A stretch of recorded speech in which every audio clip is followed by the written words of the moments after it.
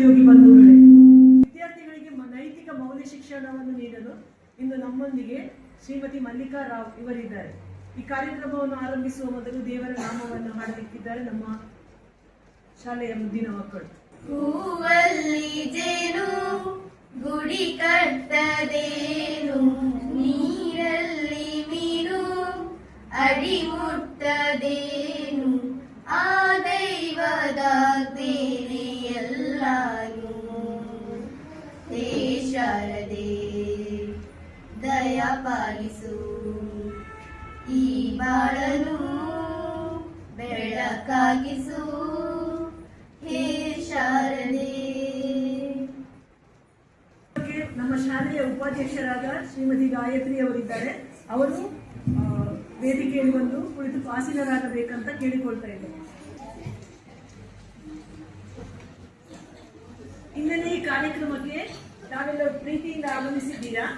ನಿಮಗೆ ನಾವು ಆತ್ಮೀಯವಾಗಿ ಸ್ವಾಗತಿಸುತ್ತಾ ನಮ್ಮ ಇಂದಿನ ಸಂಪನ್ಮೂಲ ವ್ಯಕ್ತಿಗೆ ನಮ್ಮ ಶ್ರೀಮತಿ ಅನಿತಾ ಇವರು ಹೂ ಕೊಟ್ಟು ಸ್ವಾಗತಿಸಬೇಕಾಗಿ ಕೇಳಿಕೊಳ್ತಾ ಇದ್ದಾರೆ.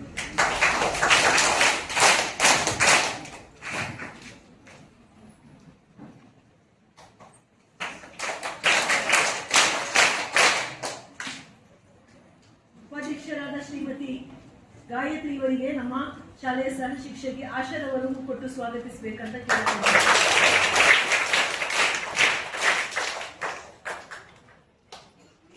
ಎಲ್ಲರಿಗೂ ಮತ್ತೊಮ್ಮೆ ಸ್ವಾಗತಿಸುತ್ತಾ ಮುಂದಿನ ಕಾರ್ಯಕ್ರಮಕ್ಕೆ ಅನುವು ಮಾಡಿಕೊಡ್ತಾ ಇದ್ದೇನೆ.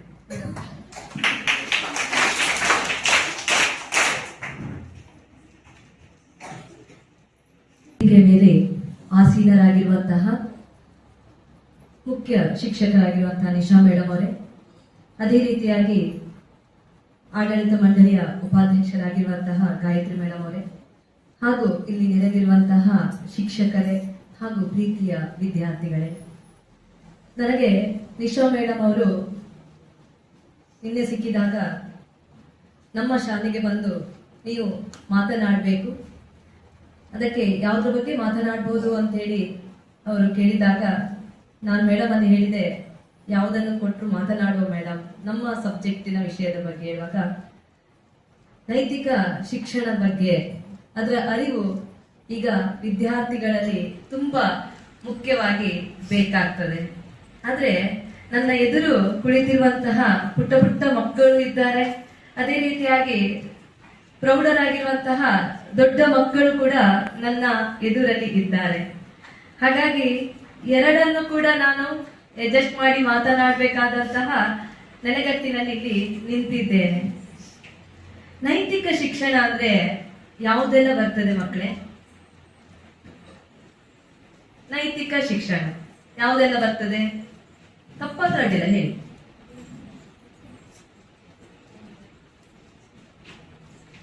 ನಾವು ಹೊಟ್ಟೆ ಫುಲ್ಲು ಊಟ ಮಾಡಿದ್ದೇವೆ, ಸ್ವಲ್ಪ ನಿದ್ರೆ ಬರುವಂತಹ ಮಂಪರ್ ಬರುವಂತಹ ಸ್ಥಿತಿಯಲ್ಲಿ ನಾವು ಇದ್ದೇವೆ. ಈ ಮೇಡಮ್ ಬಂದು ಪ್ರಶ್ನೆ ಕೇಳ್ತಾ ಇದ್ದಾರೆ ಅಲ್ವಾ? ನಮ್ಗೆ ಸ್ವಲ್ಪ ಅವಕಾಶ ಕೊಟ್ಟರೆ ನಾವು ಮಲಗ್ತೇವೆ ಮೇಡಮ್. ಇಲ್ಲ, ಹಾಗಾದ್ರೆ ನೈತಿಕ ಮೌಲ್ಯಗಳು ಮಕ್ಕಳೇ, ನೀವು ಸತ್ಯ ಮಾತನಾಡ್ತೀರಾ? ಅದು ನೈತಿಕ ಮೌಲ್ಯ. ನಿಶಾ ಮೇಡಮ್ ಮತ್ತು ಹಾಗೂ ನಿಮ್ಮ ಶಿಕ್ಷಕರೆಲ್ಲ ಹೇಳ್ತಾರೆ, ಸತ್ಯವನ್ನೇ ಮಾತನಾಡಿ, ಅಸತ್ಯವನ್ನು ಮಾತನಾಡಬೇಡಿ ಅಂತೇಳಿ ಹೇಳ್ತಾರೆ. ಹೇಳ್ತಾರ ಇಲ್ವೋ? ಹೇಳ್ತಾರೆ. ಹಾಗಾಗಿ ನೀವೆಲ್ಲ ಸತ್ಯ ಮಾತಾಡ್ತೀರಲ್ಲ. ಗಾಂಧೀಜಿಯವರು ಸುಳ್ಳನ್ನೇ ಮಾತನಾಡಲಿಲ್ಲ, ಸತ್ಯವನ್ನೇ ಮಾತನಾಡ್ತಾ ಇದ್ರು. ಆ ಸಂದರ್ಭದಲ್ಲಿ ಕೇಳ್ತಾರೆ, ಯಾಕೆ ನೀವು ಸತ್ಯವನ್ನೇ ಹೇಳ್ತೀರಾ, ಸುಳ್ಳನ್ನು ಯಾಕೆ ಹೇಳುದಿಲ್ಲ ಅಂತ ಕೇಳಿದಾಗ ಗಾಂಧೀಜಿಯವರು ಹೇಳ್ತಾರೆ, ನಾನು ಯಾಕೆ ಸತ್ಯವನ್ನೇ ಮಾತನಾಡ್ತೇನೆ ಅಂತ ಹೇಳಿದ್ರೆ ಸುಳ್ಳು ಮರ್ತೋಗ್ತದೆ. ಹೌದಾ ಅಲ್ವೋ? ಸುಳ್ಳು ಬೇಗಲ್ಲ ಮರೆಯುವುದು. ಟೀಚರ್ ಹತ್ರ ಒಂದು ದಿನ ರಜೆ ಹಾಕಿದ್ದೀರಾ, ಹಾಕಿದ ಕೂಡಲೇ ನೀವು ಬಂದ್ ಏನ್ ಹೇಳ್ತೀರಾ ಟೀಚರ್ ಹತ್ರ? ಮರುದಿನ ಜೋರ್ ಹೊಟ್ಟೆ ನೋವು, ಅದಕ್ಕೆ ನಾನು ಬರ್ಲಿಲ್ಲ ಹೇಳ್ತೀರಾ. ಹೌದಲ್ವಾ? ಕೆಲವರು ಹೌದು ಹೇಳ್ತೀರಾ, ಕೆಲವರು ಇಲ್ಲ ಹೇಳ್ತೀರಾ. ಅವನು ನನ್ನ ಬಾಯ್ ನೋಡ್ತಾ ಇದ್ದಾನೆ ಅಷ್ಟೇ. ಹೇಳ್ತೀರಲ್ವಾ ಟೀಚರ್ ಹತ್ರ ಹೊಟ್ಟೆ ನೋವು? ಹೇಳಿದ್ರಿಯಾ? ಈಗ ಹೇಳಿದಲ್ಲ ನಾವು ಸುಳ್ಳು ಹೇಳುವುದಿಲ್ಲ ಹೇಳಿ. ಆಯ್ತು, 2 ದಿನ ಬಿಡ್ತದೆ. ಆಗ ಟೀಚರ್ ಕೇಳ್ತಾರೆ ನಿಮ್ಮ ಹತ್ರ, ಮಗು ನಿನ್ನ ಹೊಟ್ಟೆ ನೋವೆಲ್ಲ ಹೇಗಿತ್ತು, ನಿನ್ ಮೊನ್ನೆ ರಜೆ ಹಾಕಿದ್ಯಲ್ಲ, ಏನ್ ಕಾರಣ? ಅದ ಹೊಟ್ಟೆ ನೋವಲ್ಲ, ಪಕ್ಕದ ಮನೆಯಲ್ಲಿ ಕೋಲ ಇತ್ತು, ಕೋಲಕ್ಕೆ ಹೋಗಿ ಅಥವಾ ಯಕ್ಷಗಾನಕ್ಕೆ ಹೋಗಿ ನಂಗೆ ಜೋರಾಗಿ ನಿದ್ರೆ ಬಂದಿತ್ತು. ಮರುದಿನ ಯಾರು ಶಾಲೆಗೆ ಹೋಗ್ತಾರೆ ಹೇಳಿ ನಾನು ರಜೆ ಮಾಡಿದೆ, ಆದ್ರೆ ನಾನು ಸುಳ್ಳು ಹೇಳಿದೆ. ಆಗ ಶಿಕ್ಷಕರು ಏನ್ ಮಾಡ್ತಾರೆ, ಈ ಮಗು ಸುಳ್ಳನ್ನು ಹೇಳ್ತದೆ ಎಣಿಸ್ತಾರೋ ಇಲ್ವೋ? ಹಾಗಾಗಿ ಫಸ್ಟ್ ಸತ್ಯ ಹೇಳ್ಬೇಕಲ್ಲ. ಕೆಲವೊಮ್ಮೆ ನಮ್ಗೆ ಅಮ್ಮಂದಿರೇ ಸುಳ್ಳು ಹೇಳಿಕೊಡ್ಲಿಕ್ಕೆ ಹೇಳ್ತಾರೆ, ಹೌದಾ ಅಲ್ವಾ? ಒಪ್ಕೊಳ್ತೀರಾ?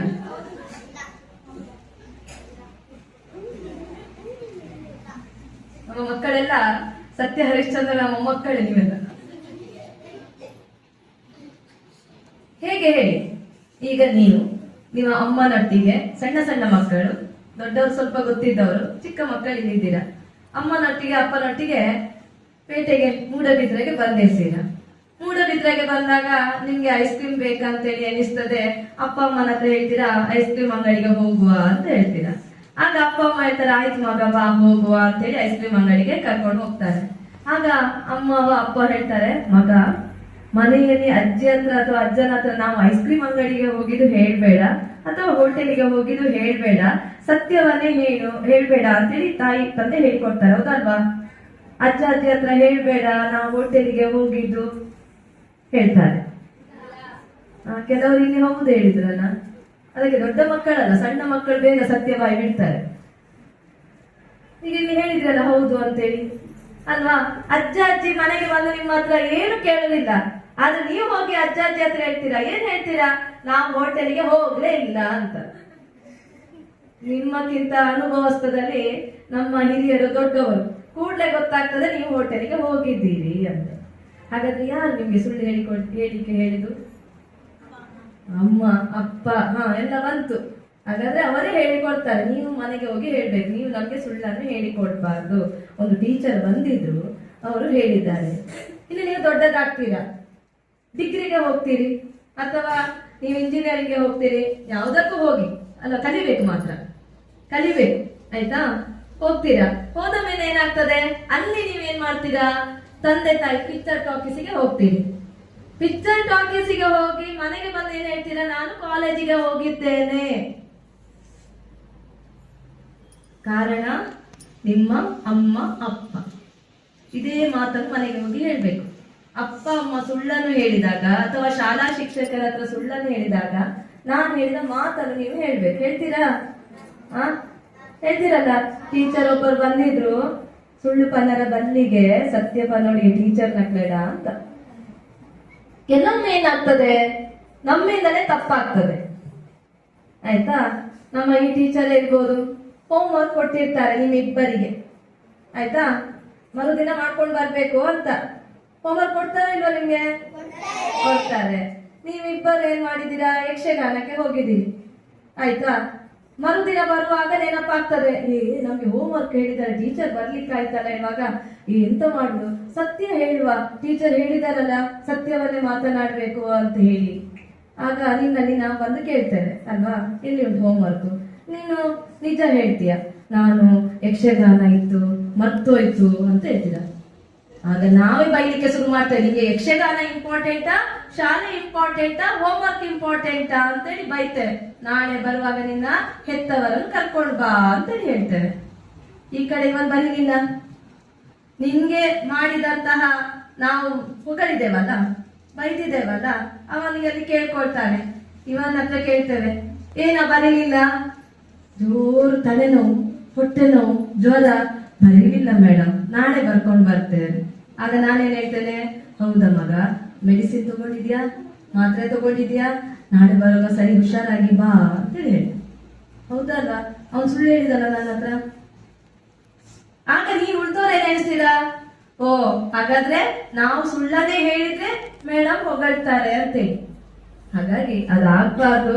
ನೀನೀಗ ತಪ್ಪು ಮಾಡಿರ್ಬೋದು, ಮಾಡಿದ್ರು ಕೂಡ ನಾವು ಹೇಳ್ಬೇಕು, ಇನ್ನು ಮುಂದೆ ಅದು ಆಗ್ಬಾರ್ದು, ಸತ್ಯವನ್ನೇ ಹೇಳಿದ್ಯಾ, ವೆರಿ ಗುಡ್ ಅಂತ ಹೇಳ್ಬೇಕು ನೀನು. ಆಗ ನಿನ್ನ ಲೈಫಲ್ಲಿ ಮತ್ತೆ ನೀನು ಸುಳ್ಳು ಹೇಳುದೇ ಇಲ್ಲ. ಸತ್ಯವನ್ನೇ ಮಾತನಾಡ್ತಿ. ಆದ್ರೆ ಕೆಲವೊಮ್ಮೆ ಏನಾಗ್ತದೆ, ನಾವು ಹೇಳಿದನ್ನು ನೀವು ಕೇಳ್ತೀರಾ. ಶಿಸ್ತು ಅದು ನೈತಿಕ ಮೌಲ್ಯದಲ್ಲಿ ಒಂದಾಗಿದೆ. ನಿಮ್ಮ ಟೀಚರ್ ಒಂದು ಕೋಲ್ ಹಿಡ್ಕೊಳ್ತಾರೆ, ಹೌದಲ್ವಾ? ಈಗ ಬಿಳಿ ಹೂ ನೀನು ಹಿಡ್ಕೊಂಡಿದ್ಯಲ್ಲ, ಹಾಗೆ ಟೀಚರ್ ಒಂದು ಕೋಲ್ ಹಿಡ್ಕೊಂಡಿರ್ತಾರೆ, ಆಯ್ತಾ? ಟೀಚರ್ ಕೋಲ್ ಹಿಡ್ಕೊಂಡು ಏನ್ ಮಾಡ್ತಾರೆ, ನಿಮ್ಮನ್ನೆಲ್ಲ ಪರಿವೀಕ್ಷಣೆ ಮಾಡ್ತಾ ಇರ್ತಾರೆ. ಇಲ್ಲಿ ಯಾರು ಮಾತನಾಡಬಾರ್ದು ಅಲ್ವಾ, ಸೈಲೆಂಟ್ ಆಗಿ ಕುತ್ಕೊಳ್ಬೇಕು, ಉಪದ್ರ ಮಾಡಬಾರ್ದು ಅಂತ ಒಂದು ಕೋಲ್ ಹಿಡ್ಕೊಂಡಿರ್ತಾರ ಇಲ್ವೋ ಟೀಚರ್? ನೀವು ಯಾರಿಗೆ ಹೆದರ್ತೀರಿ? ಟೀಚರಿಗೆ ಹೆದರ್ತೀರಾ, ಕೋಲಿಗೆ ಹೆದರ್ತೀರಾ? ಕೋಲಿಗೆ ಹೆದರ್ತೀರಿ ಅಲ್ವಾ? ಟೀಚರ್ ಯಾಕೆ ಕೋಲ್ ಹಿಡಿಯುವಾಗೆ ಆಯ್ತು? ಯಾಕೆ? ಹಾಗಾದ್ರೆ ಟೀಚರು ತಪ್ಪು ನೀವು ಮಾಡಿದೀರಿ ಅಂತಲೇ ಕೋಲ್ ಹಿಡ್ಕೊಳ್ಬೇಕಾ? ಹಾಗಾದ್ರೆ ನಿಮ್ಗೆ ತಪ್ಪು ಯಾವ್ದಂತ ಗೊತ್ತುಂಟೋ ಇಲ್ವೋ? ಹಾಗಾದ್ರೆ ಯಾಕೆ ತಪ್ಪು ಮಾಡ್ಬೇಕು ನಾವು? ಯಾಕೆ ಮಾಡ್ಬೇಕು? ಹಾಗಾದ್ರೆ ನಮ್ಮ ಮಕ್ಕಳಿಗೆ ಒಳ್ಳೆ ನೈತಿಕ ಮೌಲ್ಯ ಗೊತ್ತಿದೆ. ನಾವು ತಪ್ಪು ಮಾಡಿದ್ರೆ ಮಾತ್ರ ನಮ್ಗೆ ಟೀಚರ್ ಬೈತಾರೆ. ಟೀಚರ್ ಸುಮ್ನೆ ನಿಮ್ಗೆ ಬೈಯುವುದಿಲ್ಲ, ನೆನ್ಪಿಟ್ಕೊಳ್ಳಿ. ಮನೆಗೆ ಹೋಗಿ ನಾವು ಕಂಪ್ಲೇಂಟ್ ಮಾಡಬಾರ್ದು. ನಮ್ಮ ಟೀಚರ್ ಹಾಗೆ ಮಾಡಿದ್ರು, ನನ್ಗೆ ಬೈದ್ರು, ನನ್ಗೆ ಹೊಡೆದ್ರು, ಅದೆಲ್ಲ ಯಾವ ಕಂಪ್ಲೇಂಟ್ ಮಾಡಬಾರ್ದು. ಟೀಚರಿಗೆ ಏನಂತ ಹೇಳಿದ್ರೆ ಅವರು ಕೂಡ ನೈತಿಕ ಮೌಲ್ಯಗಳನ್ನು ಕಲ್ತ್ಕೊಂಡು ಬಂದಿರ್ತಾರೆ. ನಾನು ಕಲಿಸಿದ ಮಗು ಮುಂದೆ ಸಮಾಜದಲ್ಲಿ ಒಂದು ಆದರ್ಶ ವ್ಯಕ್ತಿ ಆಗ್ಬೇಕು ಅಂತ ಹೇಳಿ ಅವರ ಆಸೆ ಬಹಳ ದೊಡ್ಡದಾಗಿದೆ. ಆ ಆಸೆಗೋಸ್ಕರ ನಿಮ್ಗೆ ಕೋಲನ್ನು ಇಟ್ಕೊಂಡು ನೀವು ತಪ್ಪು ಮಾಡಿದಾಗ ಶಿಕ್ಷೆಯನ್ನು ನೀಡ್ತಾರೆ. ಅದನ್ನು ಹೋಗಿ ಮನೆಯವರಿಗೆ ಹೇಳುದಲ್ಲ. ಮನೆಯವರಿಗೆ ಏನ್ ಹೇಳ್ಬೇಕು? ನೀವು ಮಾಡಿದ ತಪ್ಪನ್ನು ಹೇಳ್ಬೇಕು. ನಾನು ಟೀಚರ್ ಕ್ಲಾಸ್ ಮಾಡುವಾಗ ನಾನು ಮಾತನಾಡ್ತಾ ಇದ್ದೆ, ನಾನು ಟೀಚರ್ ಕ್ಲಾಸ್ ಮಾಡುವಾಗ ಬಾಯಿ ಕಳಿಸ್ತಾ ಇದ್ದೆ, ನಾನು ಟೀಚರ್ ಕ್ಲಾಸ್ ಮಾಡುವಾಗ ನಿದ್ರೆ ಮಾಡ್ತಾ ಇದ್ದೆ. ನೋಡಿ, ಎಷ್ಟು ತಪ್ಪುಗಳನ್ನ ನೀವು ಮಾಡ್ತೀರಲ್ಲ ಮಕ್ಕಳೇ. ನೀವ್ ಯಾಕೆ ಟೀಚರ್ದೇ ತಪ್ಪನ್ನು ಹೇಳ್ತೀರಿ? ತಪ್ಪು ಮಾಡಿದಿರಲ್ವಾ ನೀವು, ಅದಕ್ಕೆ ನೀವು ಶಿಕ್ಷೆ ಅನುಭವಿಸಿದಲ್ವಾ? ಈಗ ತಪ್ಪು ಮಾಡದ ವಿದ್ಯಾರ್ಥಿಗಳು ಶಿಕ್ಷೆ ಅನುಭವಿಸಿದ್ದೀರಾ? ಇಲ್ಲ. ಹಾಗಾದ್ರೆ ನೀವು ಯಾವತ್ತೂ ಕೂಡ ತಪ್ಪನ್ನು ಮಾಡಬಾರ್ದು. ನಿಮ್ಮ ಶಿಕ್ಷಕರು ನಿಮ್ಮನ್ನು ಪ್ರೀತಿಯಿಂದ ನೋಡ್ಕೊಳ್ಬೇಕು. ಆಲ್ರೆಡಿ ಪ್ರೀತಿಯಿಂದ ನೋಡ್ಕೊಳ್ತಾರೆ. ನೀವು ತಪ್ಪು ಮಾಡಿದಾಗ ಮಾತ್ರ ನಿಮ್ಗೆ ಅವರು ಬೈತಾರೆ, ಹೌದಲ್ವಾ? ಹಾಗಾಗಿ ಏನಂತ ಹೇಳಿದ್ರೆ ನಮ್ಮ ನೈತಿಕ ಮೌಲ್ಯಗಳಲ್ಲಿ ಅದು ಕೂಡ ಇಂಪಾರ್ಟೆಂಟ್. ಶಿಸ್ತು. ವಿದ್ಯೆ ದದಾತಿ ವಿನಯಂ ವಿನಯಾದ್ಯಾತಿ ಪಾತ್ರತಂ. ವಿದ್ಯೆ ನಮ್ಗೆ ಏನನ್ನು ನೀಡ್ತದೆ? ವಿನಯತೆಯನ್ನು ನೀಡ್ತದೆ. ಯಾವ ರೀತಿ ನಾವು ಶಿಕ್ಷಕರೊಂದಿಗೆ ಇರ್ಬೇಕು ಅಂತ ಕೂಡ ಹೇಳಿಕೊಡ್ತಾರೆ ಅಲ್ವಾ? ನಿಮ್ಗೆ ಪ್ರಾತಃ ಕಾಲದಲ್ಲಿ ಅಂದ್ರೆ ಬೆಳಿಗ್ಗೆ ಆಗುವಾಗ ನಿಮ್ಮ ಶಿಕ್ಷಕರು ನಿಮ್ಮ ಎದುರಿಗೆ ಸಿಕ್ಕಿದಾಗ ಕೈ ಜೋಡಣೆಯನ್ನು ಮಾಡಿ ನಮಸ್ತೆ ಅಂತ ಕೊಡ್ಬೇಕು, ಆಯ್ತಾ? ಪ್ರತಿಯೊಬ್ಬರು ಕೂಡ. ಯಾಕಂತ ಹೇಳಿದ್ರೆ ಗುರು ಬ್ರಹ್ಮ ಗುರು ವಿಷ್ಣು ಗುರುದೇವ ಮಹೇಶ್ವರ ಅಂತ ನಾವು ಹೇಳ್ತೇವೆ. ಯಾವಾಗಲೂ ಗುರುಗಳು ದೇವರಿಗೆ ಸಮ, ಅರ್ಥ ಆಯ್ತಾ? ಯಾಕಂತ ಹೇಳಿದ್ರೆ ನಿಮ್ಮ ಸನ್ಮಾರ್ಗದಲ್ಲಿ ನಡಿಬೇಕಾದ್ರೆ ನಿಮ್ಮ ಗುರುಗಳು ಕೂಡ ತುಂಬಾ ಇಂಪಾರ್ಟೆಂಟ್ ಆಗಿರ್ತಾರೆ. ಹಾಗಾಗಿ ವಿದ್ಯಾರ್ಥಿಗಳೇ, ನೀವು ಯಾವಾಗಲೂ ಕೂಡ ನಿಮ್ಮ ಗುರುಗಳನ್ನು ಸಿಕ್ಕಿದಾಗ ಪ್ರಾತಃ ಕಾಲದಲ್ಲಿ ನೀವು ನಿಮ್ಮ 2 ಕೈ ಜೋಡಣೆ ಮಾಡಿ ಅವರಿಗೆ ನಮಸ್ತೆ ಕೊಡ್ಬೇಕು, ಅರ್ಥ ಆಯ್ತಾ? ಆಗ ಶಿಕ್ಷಕರು ಕೂಡ ಒಳ್ಳೇದಾಗ್ಲಿ ಮಗು ಅಂತೇಳಿ ಹಾರೈಸ್ತಾರೆ ನಿಮ್ಗೆ. ನೋಡಿ, ಅದೇ ನಿಮ್ಗೆ ಏನಾಗ್ತದೆ? ಅವರು ಕೊಟ್ಟಂತಹ ನಿಮ್ಗೆ ಆಶೀರ್ವಾದ, ಅರ್ಥ ಆಯ್ತಾ? ಹಾಗಾಗಿ ವಿದ್ಯಾರ್ಥಿಗಳೇ, ನೀವೆಲ್ಲರೂ ಕೂಡ ನಿಮ್ಮ ಶಿಕ್ಷಕರಿಗೆ, ನಿಮ್ಮ ತಂದೆ ತಾಯಿಗಳಿಗೆ ಪ್ರೀತಿಯಿಂದ ಗೌರವದಿಂದ ನೋಡ್ಬೇಕು. ಅದು ಕೂಡ ನೈತಿಕ ಮೌಲ್ಯ, ಅರ್ಥ ಆಯ್ತಾ? ತಂದೆ ತಾಯಿಗಳು ನಮ್ಮನ್ನು ಕಷ್ಟಪಟ್ಟು ಸಾಕಿ ಸಲಹುತ್ತಾ ಇದ್ದಾರೆ ಅಲ್ವಾ? ಎಷ್ಟೇ ಕಷ್ಟ ಆದ್ರೂ ಬೆಳಿಗ್ಗೆಯಿಂದ ಸಂಜೆವರೆಗೆ ದುಡಿತಾರೆ. ಯಾರಿಗಾಗಿ ದುಡಿತಾರೆ? ನಿಮಗಾಗಿ ದುಡಿತಾ ಇದ್ದಾರೆ. ನಿಮಗಾಗಿ ದುಡಿದದ್ದು ಯಾಕೆ? ನೀವು ನನ್ನ ಹಾಗೆ ಆಗ್ಬಾರ್ದು ಮಕ್ಕಳೇ, ನೀವು ದೊಡ್ಡ ಸ್ಥಾನಕ್ಕೆ ಏರ್ಬೇಕು ಎನ್ನುವ ಒಂದು ಆಸೆಯನ್ನು ಇಟ್ಕೊಂಡಿದ್ದಾರೆ ಅಲ್ವಾ? ನಿಮ್ಮ ಮೇಲೆ ಒಳ್ಳೆ ಭವಿಷ್ಯದ ಆಸೆ ಮೇಲೆ ಇಟ್ಕೊಂಡಿದ್ದಾರೆ. ಅದನ್ನು ನೀವು ನೆರವೇರಿಸ್ತಿರೋ ಇಲ್ವೋ? ನೆರವೇರಿಸ್ತೀರಲ್ಲ. ನೀವು ದೊಡ್ಡ ದೊಡ್ಡ ಆಫೀಸರ್ ಆಗ್ಬೇಕಲ್ವಾ? ನೀವು ದೊಡ್ಡ ಆಫೀಸರ್ ಆಗ್ಬೇಕಾದ್ರೆ ನೀವು ನೈತಿಕ ಮೌಲ್ಯಗಳನ್ನು ಕೂಡ ಅನುಸರಿಸಿಕೊಂಡು ಹೋಗ್ಬೇಕಾಗ್ತದೆ. ಇಲ್ಲದಿದ್ರೆ ಖಂಡಿತವಾಗಿ ನೀವು ದೊಡ್ಡ ಮನುಷ್ಯರಾಗ್ಲಿಕ್ಕೆ ಆಗುದಿಲ್ಲ. ಈಗ ಉದಾಹರಣೆಗೆ ಒಂದು ಮಾವಿನಕಾಯಿ ನೋಡ್ತೀರಾ, ತೋತಪುರಿ ಮಾವಿನಕಾಯಿ ಅಥವಾ ನೆಕ್ಕರೆ ಮಾವಿನಕಾಯಿ, ನಿಮ್ಗೆ ಯಾವ್ದು ಫೇವರೇಟ್ ಮಾವಿನಕಾಯಿ ಅದನ್ನು ನೀವು ನೋಡ್ತೀರಾ. ಅದು ನೋಡುವಾಗ ಅಲ್ಲಿ ಬೇರೆಯವರ ಕಾಂಪೌಂಡ್ ಹಿಂದ್ ಕಡೆ ಇದೆ ಬೇರೆಯವರ ಮನೆಯ ಮಾವಿನಕಾಯಿ, ನೋಡ್ತೀರಾ ಇಲ್ವೋ? ನೋಡುದು ಯಾವುದು? ನೋಡುದು ಯಾವುದು? ಕಣ್ಣು. Very good. ಕಣ್ಣು ನೋಡ್ತದೆ. ಕಣ್ಣಿಗೆ ಹೋಗ್ಲಿಕ್ಕೆ ಆಗ್ತದ? ಇಲ್ಲ. ಯಾವ್ದು ಹೋಗ್ಬೇಕು? ಕಾಲು ಹೋಗ್ಬೇಕು. ಕಾಲು ಹೋಗಿ ನಿಂತು ಕಾಲಿಗೆ ಕೊಯ್ಲಿಕ್ಕೆ ಆಗ್ತದ? ಯಾವ್ದು ಕೊಯ್ಬೇಕು? ಕೈ ಕೊಯ್ತು. ಕೈ ಕೊಯ್ದ ನಂತರ ತಿನ್ಲಿಕ್ಕೆ ಆಗ್ತದ? ಇಲ್ಲ. ಏನಾಗ್ಬೇಕಲ್ಲಿ? ಬಾಯಿಗೆ ಏನ್ ಮಾಡ್ತದೆ? ಬಾಯಿ ತಿಂತದಾದ್ರೂ ಹೌದು. ರುಚಿ ಯಾವ್ದು ನೋಡ್ತದೆ? ಆಮೇಲೆ ಏನಾಗ್ತದೆ? ಆಯ್ತು, ತಿಂದ್ರಿ, ರುಚಿ ನೋಡಿದ್ರಿ, ಆಮೇಲೆ ಎಲ್ಲಿಗೆ ಹೋಗ್ತದೆ? ಹೊಟ್ಟೆಗೆ ಹೋಗ್ತದೆ. ಅಷ್ಟೊತ್ತಿಗೆ ಮಾಲೀಕ ಬರ್ತಾನೆ. ಬಂದು ಸುಮ್ಮನೆ ಇರ್ತಾನ? ಒಂದು ಪೆಟ್ಟು ಹೊಡಿತಾನೆ. ಎಲ್ಲಿಗೆ ಹೊಡಿತಾನೆ ಪೆಟ್ಟು? ಬೆನ್ನಿಗೆ. ಬೆನ್ನಿದೆ ತಪ್ಪಿದೆ? ಎಂತ ಇಲ್ಲ ಅಲ್ವಾ? ಬೆನ್ನಿದು ತಪ್ಪಿದೆ ಎಲ್ಲಿ? ಇಲ್ಲ. ನೋಡಿದ್ ಯಾವ್ದು? ಕಣ್ಣು. ಹೋಗಿದ್ ಯಾವ್ದು? ಕೊಯ್ದದ್ ಯಾವ್ದು? ಕೈ. ತಿಂದದು? ಸೌದದು? ನಾಲಿಗೆ. ಹೋದದ್ ಒಳಗಡೆ? ಹೊಟ್ಟೆ. ಒಪ್ಪೋಸಿಟ್ ಎಲ್ಲಿ? ಬೆನ್ನು. ಪೆಟ್ಟು ತಿಂದದು? ಪೆಟ್ಟು ತಿಂದ್ರಿ, ತಿಂದ ನಂತರ ನಗಡ್ತೀರಾ? ಏನ್ ಮಾಡ್ತೀರಾ? ಕೂಗ್ತೇವೆ. ಕಣ್ಣೀರ್ ಎಲ್ಲಿಂದ ಬಂತು? ನೋಡಿದ್ ಯಾವುದು? ಹೇಗೆ ಬಂತು ಮಕ್ಕಳೇ? ಅದೇ ರೀತಿಯಾಗಿ ಶಿಕ್ಷಣದಲ್ಲಿ ನೀವು ಓದಿದ್ರೆ ನಿಮ್ಗೆ ಒಳ್ಳೆಯ ಭವಿಷ್ಯ ಇದೆ. ಅರ್ಥ ಆಯ್ತಾ? ನೀವು ಓದದೇ ಇದ್ರೆ ನಿಮ್ಗೆ ಉತ್ತಮ ಭವಿಷ್ಯ ಇಲ್ಲ. ಅರ್ಥ ಆಯ್ತಾ? ನಾವೆಲ್ಲ ಈಗ ಜಾಗತೀಕರಣದ ಸಂದರ್ಭದಲ್ಲಿ ಅಥವಾ ಆಧುನಿಕತೆಯ ಸಂದರ್ಭದಲ್ಲಿ ಅಥವಾ ನಿಮ್ಗೆ ಅರ್ಥ ಆಗ್ಬೇಕಂದ್ರೆ ನಾವೀಗ ಪ್ರೆಸೆಂಟ್ ಇರುವಂತ ಏರಿಯಾದಲ್ಲಿ ಬಹಳಷ್ಟು ಪೈಪೋಟಿಗಳಿವೆ. ನಾವು ನಿಮ್ಮನ್ನು ಚೆನ್ನಾಗಿ ಕೆತ್ತನೆ ಮಾಡಿದ್ರೆ ನಿಮಗೆ ಅದಕ್ಕೆ ರೂಪರೇಷೆ ಕೊಟ್ಟು ಖಂಡಿತವಾಗಿ ಕೂಡ ನಿಮ್ಮನ್ನು ಸಮಾಜ ಗೌರವಿಸುವ ಹಾಗೆ ಒಬ್ಬ ಅಧ್ಯಾಪಕ ಮಾಡಬಲ್ಲ ಅಂತೇಳಿ ಹೇಳುವಂಥದ್ದು. ಹಾಗಾಗಿ ಮಕ್ಕಳೇ, ನೀವೆಲ್ಲರೂ ಕೂಡ ನಿಮ್ಮ ನೈತಿಕ ಮೌಲ್ಯಗಳನ್ನು ಅಳವಡಿಸಿಕೊಂಡಾಗ ಜೀವನದಲ್ಲಿ ನೀವು ಆದರ್ಶ ವ್ಯಕ್ತಿಗಳಾಗಲಿಕ್ಕೆ ಸಾಧ್ಯತೆ ಇರ್ತದೆ ಎನ್ನುವುದಾಗಿ ಹೇಳುವಂಥದ್ದು. ಇದು ನೈತಿಕ ಮೌಲ್ಯಗಳಲ್ಲಿ ಹೇಳುವಂಥದ್ದು. ಆದ್ರೆ ನಾವೇನ್ ಮಾಡ್ತೇವೆ? ನೈತಿಕ ಮೌಲ್ಯಗಳನ್ನು ಅನುಕರಣೆ ಮಾಡುವಕ್ಕಿಂತ ಮುಂಚಿತವಾಗಿ ನಾವು ಬೇರೆಯವರು ಏನ್ ಹೇಳ್ತಾರೆ ಅಂತ ಕಾಯ್ತೇವೆ. ಹಾಗೇನೆ ನಾವು ಸಮಾಜದಲ್ಲಿ ಏನ್ ಹೇಳ್ತೇವೆ? ಬಸವಣ್ಣ ಹೇಳ್ತಾರೆ, ನಿಮ್ಮ ಶಿಕ್ಷಕರೆಲ್ಲ ಕ್ಲಾಸಲ್ಲಿ ಮಾಡಿರ್ಬೋದು, ಲೋಕದ ಡೊಂಕ ನೀವೇಕೆ ತಿದ್ದುವಿರಿ, ನಿಮ್ಮ ನಿಮ್ಮ ಮನವ ಸಂತೈಸಿಕೊಳ್ಳಿ, ನಿಮ್ಮ ತನುವ ಸಂತೈಸಿಕೊಳ್ಳಿ. ಯಾಕಂತ ಹೇಳಿದ್ರೆ ಪಕ್ಕದ ಮನೆಯವರು ಹಾಗೆ ಹೇಳಿದ್ರು, ಹೀಗೆ ಹೇಳಿದ್ರು, ಅಥವಾ ನಿಮ್ಮ ಅಮ್ಮ ಅಥವಾ ಅಪ್ಪ ಹೇಳ್ತಾರೆ ನೋಡಿ, ಅವನು ತುಂಬಾ ಚೆನ್ನಾಗಿ ಕಲಿತಾ ಇದ್ದಾನೆ, ನೀವು ಕಲಿತಾ ಇಲ್ಲ, ಅಥವಾ ನಿಮ್ಮ ರಿಲೇಷನ್ ಸಂಬಂಧಿಕರ ಮಕ್ಕಳ ಬಗ್ಗೆ ತುಲನೆ ಮಾಡ್ತಾರೆ, ಎಷ್ಟು ಒಳ್ಳೆ ಇದ್ದಾನೆ ಆ ಹುಡುಗ ಈ ಹುಡುಗಿ, ನೀನ್ ಯಾಕೆ ಇಲ್ಲ? ನೀವು ಹೇಳಿ ನಿಮ್ಮ ಹೆತ್ತವರ ಹತ್ರ. ಒಬ್ರು ಮೇಡಮ್ ಬಂದಿದ್ರು, ಅವರು ಹೇಳಿದ್ರು ಕಂಪೇರ್ ಮಾಡಬಾರ್ದು ನಮ್ಮನ್ನು ಅಂತ. ನಿಮ್ಮ ಪ್ರತಿಭೆನೆ ಬೇರೆ ಇರ್ತದೆ, ಅವರ ಪ್ರತಿಭೆನೆ ಬೇರೆ ಇರ್ತದೆ. ಈ ಸಮಾಜ ಎಲ್ಲದ ಕೂಡ ಮಾತುಗಳನ್ನು ಹೇಳ್ತಾರೆ. ಗಿಡ್ಡ ಇದ್ರೆ ಕುಂಟಿ ಹೇಳ್ತಾರೆ, ಉದ್ದ ಇದ್ರೆ ಲಂಬು ಹೇಳ್ತಾರೆ, ಕಪ್ಪು ಇದ್ರೆ ಕರ್ರೆ ಇದ್ದಾನೆ ಹೇಳ್ತಾರೆ, ಬಿಳಿ ಇದ್ರೆ ಬಿಳಿ ಜಿರಳೆ ಹೇಳ್ತಾರೆ ಅಲ್ವಾ? ಅದೇ ರೀತಿಯಾಗಿ ತೋರ ಇದ್ರೆ ಗುಂಡಮ್ಮ ಹೇಳ್ತಾರೆ, ಸಪುರ ಇದ್ರೆ ಊದುಬತ್ತಿ ಹೇಳ್ತಾರೆ. ಹಾಗಾದ್ರೆ ಯಾವುದಕ್ಕೆ ಹೇಳ್ತಾರೆ ಹೇಳುದಿಲ್ಲ? ಆದ್ರೆ ಯಾವುದು ಸರಿ ಇಲ್ಲ ಲೋಕದಲ್ಲಿ, ಹೌದಲ್ವಾ? ನೋಡಿ, ನಮ್ಮ ಮಕ್ಕಳು ಅವರವರೇ ಗುಂಡಮ್ಮ ಊದ್ಬತ್ತಿ ಅದನ್ನ ಹೇಳ್ಬೇಡಿ ಆಯ್ತಾ? ನಾನು ಹೇಳಿದ್ದು ಆಯ್ತಾ? ಇದು ಮಾತನ್ನು ನಿಮ್ಗೆ ಹೇಳಿದೆ, ಈ ಸಮಾಜ ಯಾವ್ದನ್ನೆಲ್ಲ ಹೇಳ್ತದೆ ಅಂತೇಳಿ.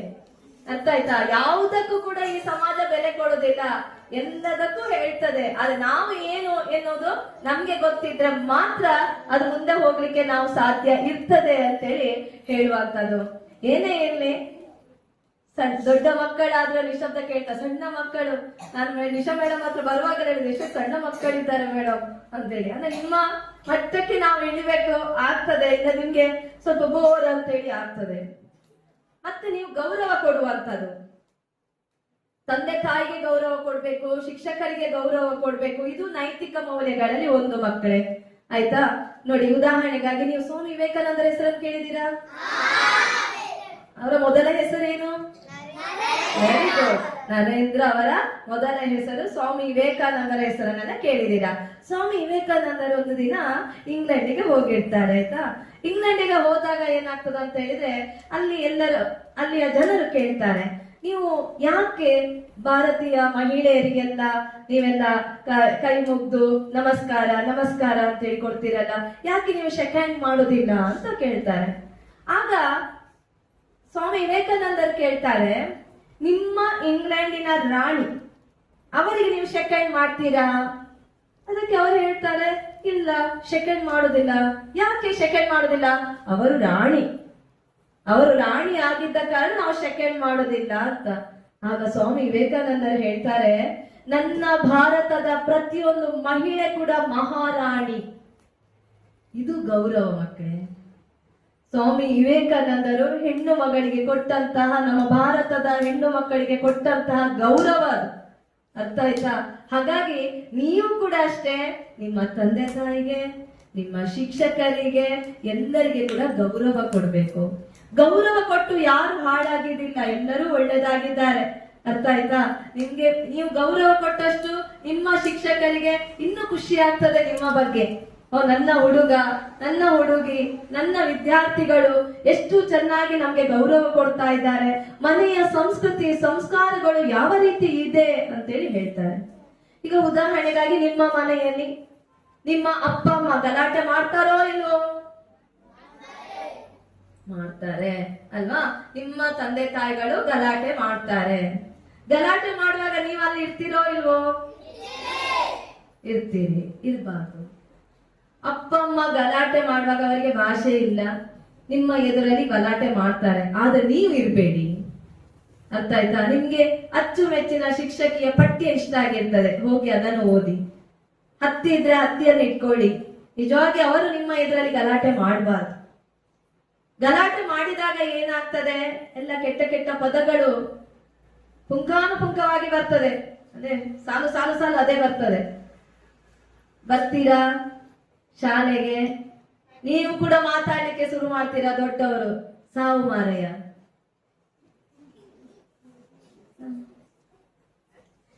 ಸಾವು ಸುಲಭನದು? ಅಲ್ಲ. ಸಾವು ಅಂತ ಹೇಳಿದ್ರೆ ಏನಿಲ್ಲ, ಮತ್ತೆ ಸೊನ್ನೆ. ಹೌದಲ್ವಾ? ನಮ್ಮ ನೋಡ್ಲಿಕ್ಕೆ ಆಗ್ತದ? ನಾವೇನ ನೋಡ್ಬೋದಾ? ಇಲ್ಲ. ಪರ್ಮನೆಂಟ್ ಟಿಕೆಟ್ ತೆಗೆಯೋದು ಅಲ್ಲ. ಬಾಂಬೆಗೆ ಅಥವಾ ಮದ್ರಾಸಿಗೆ ಅಥವಾ ಬ್ಯಾಂಗ್ಳೂರಿಗೆ ಟಿಕೆಟ್ ತೆಗೆಯೋದು ಬೇರೆ. ಇದು ನಮ್ಮ ಲೈಫಲ್ಲಿ ನಾವು ಪರ್ಮನೆಂಟ್ ಟಿಕೆಟ್ ತೆಗೆದಾಗೆ. ಹಾಗಾಗಿ ಮಕ್ಕಳೇ, ಸಾವು ಎನ್ನುವಂಥದ್ದು ಘೋರವಾದದು, ಕಷ್ಟಕರವಾದ ಶಬ್ದ. ಅದನ್ನು ಯಾವತ್ತೂ ಹೇಳ್ಬೇಡಿ. ಯಕ್ಷ ಪ್ರಶ್ನೆ ಕೇಳಿದ್ದೀರಾ?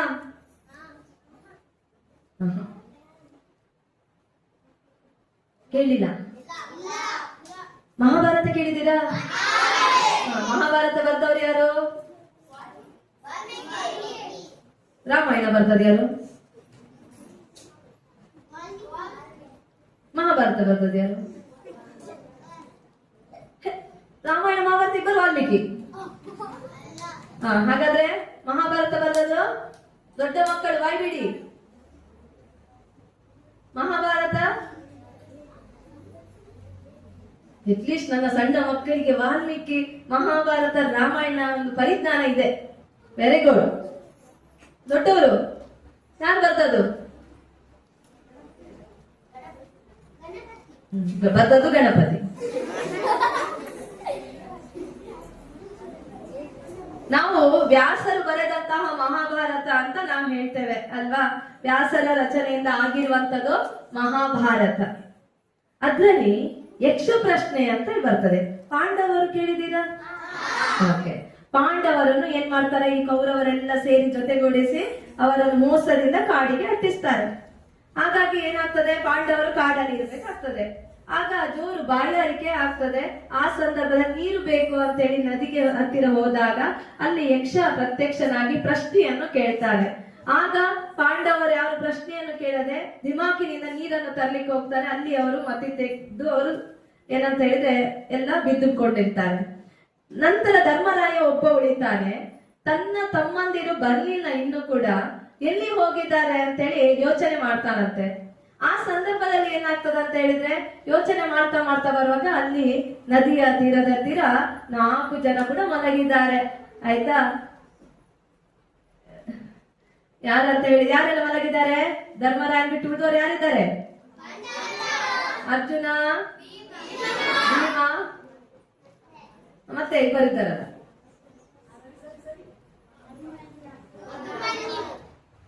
ಅಭಿಮನ್ಯು ಅವರ ಮಗ ಅರ್ಜುನ, ನಕುಲ, ಸಹದೇವ ಅಲ್ವಾ? ಅವರು 4 ಜನ ಮಲಗಿದ್ದಾರೆ. ಮಲಗಿದ್ದ ನೋಡಿ ಧರ್ಮರಾಯನಿಗೆ ಖುಷಿ ಆಗ್ತದಾ? ಇಲ್ಲ. ಅಯ್ಯೋ, ನನ್ನ ತಮ್ಮಂದಿರಿಗೆ ಏನೆಲ್ಲ ಆಯ್ತಲ್ಲ ಅಂತ ಹೇಳಿ ನೀರನ್ನು ತೆಗಿಲಿಕ್ಕೆ ಹೋದಾಗ ಅಲ್ಲಿ ಯಕ್ಷ ಪ್ರಶ್ನೆ ಆಗ್ತಾನೆ. ಆಲ್ರೆಡಿ ನಿನ್ನ 4 ಜನ ತಮ್ಮಂದಿರಿಗೆ ಮಲಗಿದ್ದಾರೆ, ನಿಂಗೂ ಮಲಗ್ಬೇಕಾದ ಇಷ್ಟ ಇದ್ರೆ ನೀರನ್ನು ತೆಗಿ. ಹಾಗಾದ್ರೆ ನಾನು ಏನ್ ಮಾಡ್ಬೇಕು? ನಾನು ನಿಮಗೆ ಪ್ರಶ್ನೆ ಕೇಳ್ತೇನೆ, ನೀನು ಉತ್ತರವನ್ನು ಕೊಡ್ಬೇಕು. ಆಯ್ತು, ಕೇಳು ಅಂತ ಹೇಳ್ತಾರೆ. ಆಗ ಯಕ್ಷ ಕೇಳ್ತಾನೆ, ಪ್ರಪಂಚದಲ್ಲಿ ಅತ್ಯಂತ ಆಶ್ಚರ್ಯಕರವಾದ ಸಂಗತಿ ಯಾವುದು? ಆಯ್ತಾ? ಆಗ ಏನ್ ಮಾಡ್ತಾನೆ ಅಂತ ಹೇಳಿದ್ರೆ ಧರ್ಮರಾಯ ಹೇಳ್ತಾನೆ, ಪ್ರಪಂಚದಲ್ಲಿ ಅತ್ಯಂತ ಆಶ್ಚರ್ಯಕರವಾದ ಸಂಗತಿ ಅಂತ ಹೇಳಿದ್ರೆ ಸತ್ತ ಮನೆಯಲ್ಲಿ ಎಲ್ಲರೂ ಅಳುವುದು. ಆಯ್ತಾ? ಯಾಕೆ? ಒಂದು ಹೆಣ ಮಲಗಿರ್ತದಂತೆ, ಮಲಗಿದ್ದಾಗ ಎಲ್ಲರೂ ಅಳ್ತಾರೆ. ಆಯ್ತಾ? ಆದ್ರೆ ಅಳುವವರಿಗೆ ಗೊತ್ತಿಲ್ಲ ತಾವು ಒಂದಲ್ಲ ಒಂದಿನ ಸಾಯ್ತೇವೆ ಅಂತ ಹೇಳಿ. ಹಾಗಾಗಿ ಸಾವು ಅಂತ ಹೇಳ್ತೀರಲ್ಲ ಮಕ್ಕಳೇ, ಆ ಪದ ಇನ್ನು ಮುಂದೆ ಬಳಸಬಾರ್ದು. ಅರ್ಥ ಆಯ್ತಾ? ಮನೆಯಲ್ಲಿ ಯಾವುದೇ ಕೆಟ್ಟ ಪದಗಳನ್ನು ಹೇಳಿದ್ರು ದಯವಿಟ್ಟು ನೀವು ಆ ಮಾತನ್ನು ಹೇಳ್ಬಾರ್ದು. ಯಾಕಂದ್ರೆ ನಾವೇ ನೋಡ್ತೇವೆ, ಸಣ್ಣ ಸಣ್ಣ ಮಕ್ಕಳ ಭಾಷೆ ಬಹಳ ಆಶ್ಚರ್ಯಕರವಾಗಿ ಕೆಟ್ಟ ಕೆಟ್ಟ ಶಬ್ದಗಳು ಅವರ ಬಾಯಿಂದ ಬರ್ತಾ ಇದೆ. ಇದಕ್ಕೆ ಕಾರಣ ಶಾಲೆ ಅಲ್ಲ, ಶಾಲೆ ಕಾರಣ ಅಲ್ಲ, ಇದಕ್ಕೆ ಮನೆಯೇ ಕಾರಣ. ಮನೆಯಲ್ಲಿ ಕೆಟ್ಟ ಶಬ್ದಗಳನ್ನು ಮಾತನಾಡಿದ ಮಗು ಪಾಪ ಆ ಶಬ್ದದ ಅರ್ಥಗಳು ಗೊತ್ತಿಲ್ಲದೆ ಅದೇ ಶಬ್ದದಿಂದ ಶಾಲೆಯಲ್ಲಿ ವ್ಯವಹಾರವನ್ನು ಮಾಡ್ತದೆ. ಆಗ ಪೆಟ್ಟು ತಿನ್ನೋದು ಯಾರು? ನಿಮ್ಮ ಹೆತ್ತವರು ಪೆಟ್ಟು ತಿಂತಾರ? ಟೀಚರ್ ಹತ್ರ ಪೆಟ್ಟು ತಿನ್ನೋದು ನೀವು. ಬ್ಯಾಡ್ ವರ್ಡ್ಸ್ ಮಾತಾಡ್ತೀಯಾ ಅಂತ. ಹಾಗಾಗಿ ತಂದೆ ತಾಯಿಯವರ ಜಗಳ ಆದಾಗ ನೀವು ಅಲ್ಲಿ ಹತ್ತಿರ ಇರಬಾರ್ದು. ಅರ್ಥ ಆಯ್ತಾ? ಹತ್ತಿ ಆದ್ರೆ ಹತ್ತಿ ಇಟ್ಕೊಳ್ಳಿ, ಟಿವಿ ಆದ್ರೆ ಟಿವಿ ನೋಡ್ಕೊಳ್ಳಿ, ಅಥವಾ ನಿಮ್ಮ ತಂದೆ ತಾಯಿಗೆ ನೀವು ಹೇಳ್ಬೋದು, ನೀವು ಜಗಳ ಮಾಡ್ಕೊಳ್ಬೇಡಿ, ನನ್ಗೆ ಅದರಿಂದ ಕಷ್ಟ ಆಗ್ತದೆ ಓದ್ಲಿಕ್ಕೆ. ಅರ್ಥ ಆಯ್ತಾ? ನೀವು ಅವರನ್ನು ಸಮಾಧಾನ ಮಾಡ್ಲಿಕ್ಕೆ ನೋಡ್ಬೇಕು ನಿಮ್ಮ ತಂದೆ ತಾಯಿಗಳನ್ನು. ಏನ್ ಮಾಡ್ಲಿಕ್ಕೆ ಆಗೋದಿಲ್ಲ. ಈಗ ಹೆತ್ತವರಿಗೂ ಕೂಡ ನಾವು ಮಕ್ಕಳ ಬುದ್ಧಿವಾದವನ್ನು, ಒಳ್ಳೆಯ ಬುದ್ಧಿವಾದವನ್ನು ಹೇಳುವ ಸ್ಥಿತಿಗೆ ನಾವು ಕೂಡ ಬಂದಿದ್ದೇವೆ. ಶಿಕ್ಷಣ ಅದು ಕೂಡ ಕೆಲಸವನ್ನು ಮಾಡ್ತಾ ಇದೆ. ಮತ್ತೆ ಗೌರವ ಇನ್ನೊಂದೇನು, ಬಸ್ಸಲ್ಲಿ ಹಿರಿಯರು ಬಂದ್ರೆ ಅವರಿಗೆ ಸೀಟನ್ನು ಬಿಟ್ಟುಕೊಡುವಂಥದ್ದು. ಇದಕ್ಕೆ ಮುಖ್ಯ ಉದಾಹರಣೆ ನಿಮ್ಮ ಮುಖ್ಯ ಶಿಕ್ಷಕರಾಗಿರುವ ನಿಶಾ ಮೇಡಮ್. ನಿಶಾ ಮೇಡಮ್ ಬರುವಂತಹ ಬಸ್ಸು ಬಹಳ ರಶ್ ಆಗಿರ್ತದೆ. ಪಾಪ ಕೈಕಂಬದಲ್ಲಿ ಹತ್ತುತ್ತಾರೆ, ಹತ್ತಲಿಕ್ಕೆ ಕೂಡ ಜಾಗ ಇಲ್ಲದಷ್ಟು ಅಷ್ಟು ರಶ್ ಆಗಿರ್ತದೆ.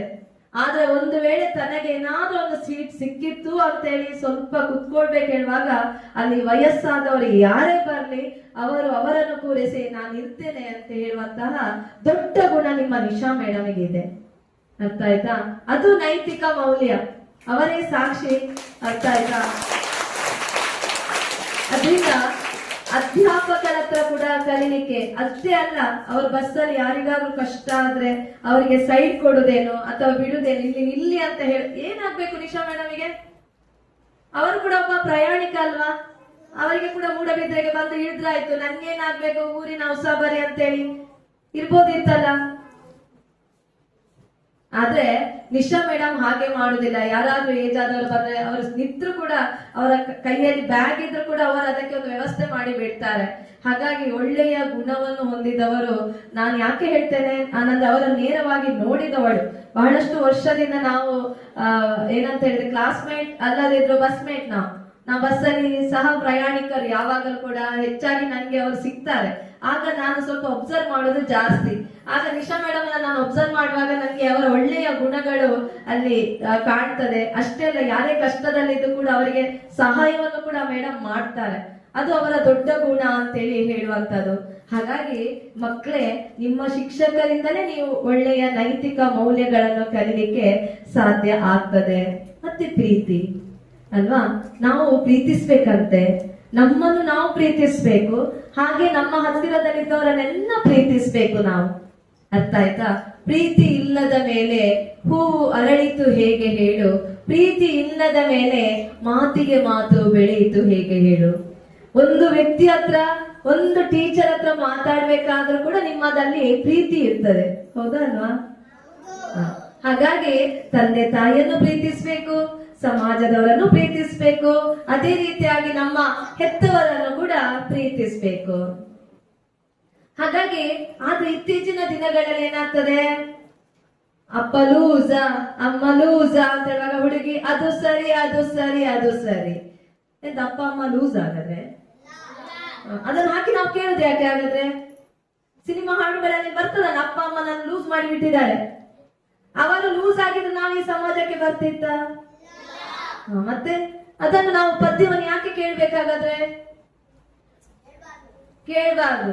ಆದ್ರೆ ನೀವು ಕೇಳದೆ ಇರ್ತೀರಾ, ಕೇಳ್ತೀರಾ ಅಲ್ವಾ? ಹಾಗಾಗಿ ತಂದೆ ತಾಯಿಗಳು ಅಂತ ಹೇಳಿದ್ರೆ ದೇವರಿಗೆ ಸಮ ಅವರು, ಅರ್ಥ ಆಯ್ತಾ? ನಮ್ಗೆ ಯಾವತ್ತೂ ತಂದೆ ತಾಯಿಗಳು ಕೆಟ್ಟದನ್ನು ಮಾಡುದಿಲ್ಲ ಅಂತ ಹೇಳಿ ಸಮಾಜ ಇತ್ತು. ಆದ್ರೆ ಇತ್ತೀಚಿನ ದಿನಗಳಲ್ಲಿ ಕಾಲಘಟ್ಟದಲ್ಲಿ ಪರಿಸ್ಥಿತಿಗಳು ಬದಲಾವಣೆ ಆಗ್ತಾ ಇದೆ. ಅದನ್ನು ನಾನು ನಿಮ್ಗೆ ಹೇಳಲಿಕ್ಕೆ ಇಷ್ಟಪಡುವುದಿಲ್ಲ. ಯಾಕಂದ್ರೆ ನೀವು ಈಗ ಬೆಳೆಯುವ ಸಿನಿ ಮೊಳಕೆಯಲ್ಲಿ ಈಗ ಬೆಳೀತಾ ಇದ್ದೀರಷ್ಟೇ ಅಲ್ವಾ? ನೀವು ಒಳ್ಳೆಯ ಆದರ್ಶ ವ್ಯಕ್ತಿಗಳಾಗ್ಬೇಕು. ಈಗಿನ ಸನ್ನಿವೇಶ ನಿಮ್ಗೆ ಹೇಳಿದ್ರೆ ಅದು ನಿಮ್ಗೆ ರೀಚ್ ಆಗೋದಿಲ್ಲ, ನಿಮ್ಗೆ ಅದು ಅರ್ಥ ಕೂಡ ಆಗೋದಿಲ್ಲ.